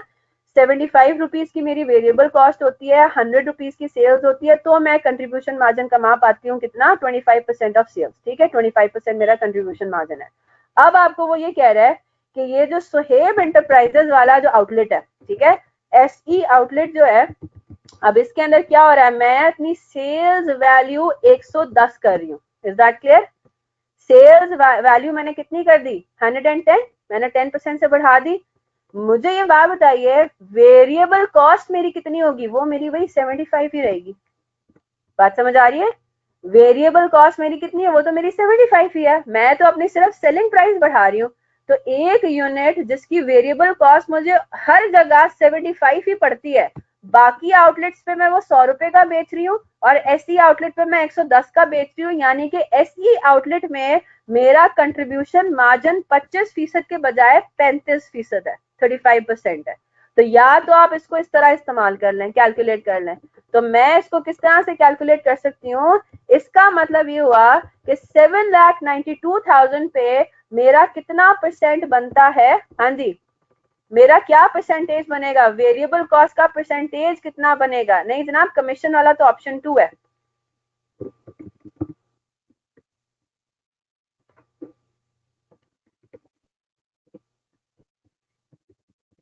हाँ जी, ये वाला फॉर्मूला समझ आ रहा है? जी जनाब, ऑडिट के लिए भी बस 2 मिनट, 2 मिनट। अब मैंने क्या करना है, अब मैंने अपने इस स्ट्रक्चर को इस्तेमाल करना है। मैं आपको ये कह रही हूँ कि अब अगर मेरी सेल्स है 7,92,000, यही है ना, मेरा एक्चुअल क्या हिसाब किताब है, मेरी सेल्स है 7,92,000 जो कि रिप्रेजेंट करता है 110% को। तो मैंने आपको कहा है कि मुझे एक्स कैलकुलेट करके बताएं, 75% कैलकुलेट करके बताएं। तो उसका फॉर्मूला क्या बनता है, 7,92,000 divided by 110 into 75, given amount divided by given amount का percentage multiplied by required amount का परसेंटेज। हाँ जी, 7,92,000 इंटू 75 बाय 110, ये वाली बात समझ आ गई?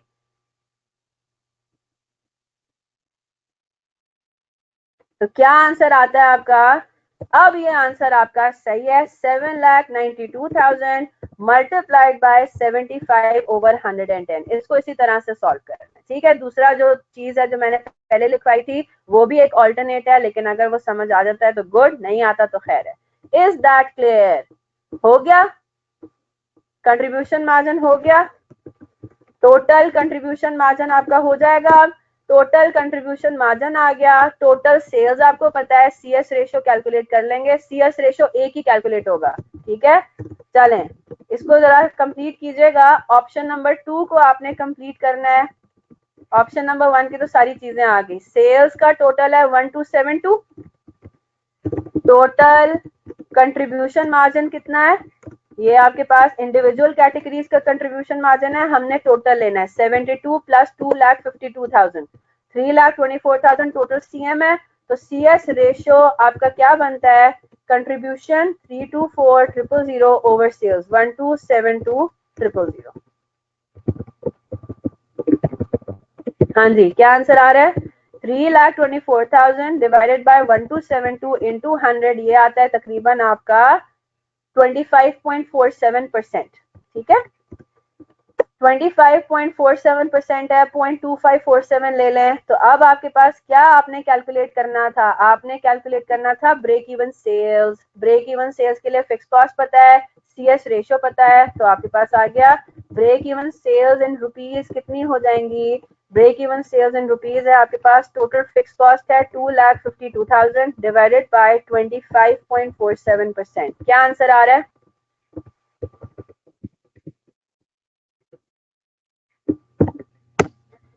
989,333। Is that clear? तो इसका मतलब ये हुआ कि आपका जो है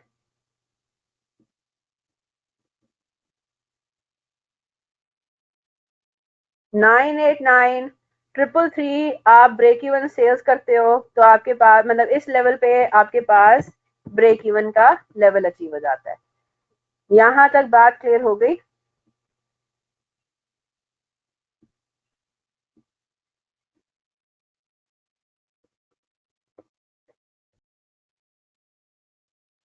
चलें यहीं तक रखते हैं। ऑप्शन नंबर 2 ट्राई करेंगे।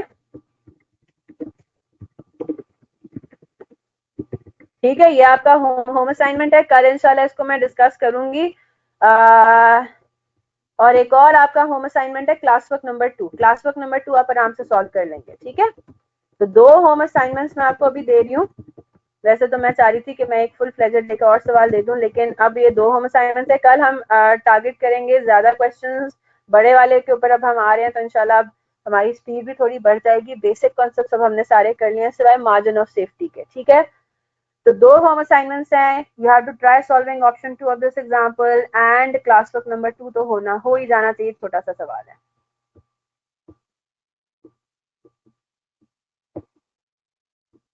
बेटा शॉपकीपर हम ही है हम ही तो शॉपकीपर है, हम ही तो आउटलेट है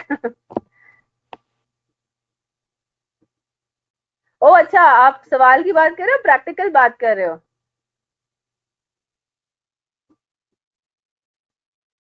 प्रैक्टिकली बात कर रहे हो तो हाँ, जिन आइटम्स के ऊपर रॉ रिटेल प्राइस प्रिंट नहीं हुई हुई उसमें तो हम नहीं कुछ कह सकते ना उन्हें। हम उनको ये ज्यादा से ज्यादा कह सकते हैं कि भी फलाना जो है वो तो 45 रुपीज का बेच रहा है, आप 60 रुपए पे बेच रहे हो।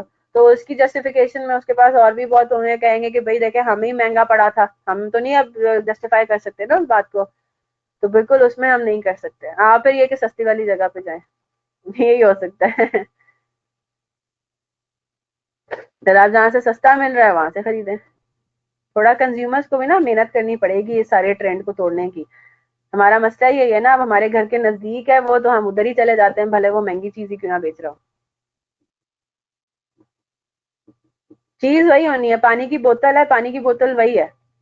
ठीक है, नेस्ले की बोतल है, नेस्ले की बोतल में वही पानी भरा हुआ है जो वो 20 रुपए का बेच रहा है और हमें यहाँ पे 18 रुपए की मिल रही है। ठीक है, प्रॉफिट अल्टीमेटली ऐसी बात उसकी भी वैलिड हो सकती है कि हो सकता है उसको वो महंगा पड़ा हो, लेकिन इसमें चांसेस बहुत कम है। जब आप बल्क में कोई चीज खरीदते हो और अगर आप डायरेक्ट अपने मैन्युफैक्चरर से ही खरीद रहे हो, वही आपको डायरेक्टली सप्लाई कर रहा है, तो उसमें बहुत रेयर चांसेस हैं कि वो आपको किसी और प्राइस पे बेचे और दूसरी पार्टी को किसी और पे बेचे। हो सकता है कि उसको वाकई में उसने कहीं और से खरीदा हो। सॉरी, कितना है फिक्स कॉस्ट? 225 है। एक सेकेंड, ओ सॉरी 225 है, मैं 252 लिखा है। ठीक है ठीक है, 225। ये कल वर्किंग जरा करेक्ट करवा दीजिएगा, ठीक है, याद से, क्योंकि काफी बच्चे जा चुके हैं। 2,25,000 ये मैं रेड कर देती हूँ कि मुझे ये करेक्शन करवा दें। प्रिंटिंग मिस्टेक हो गया, चलें जी, टाइपिंग मिस्टेक। हाँ जी, दैट्स इट।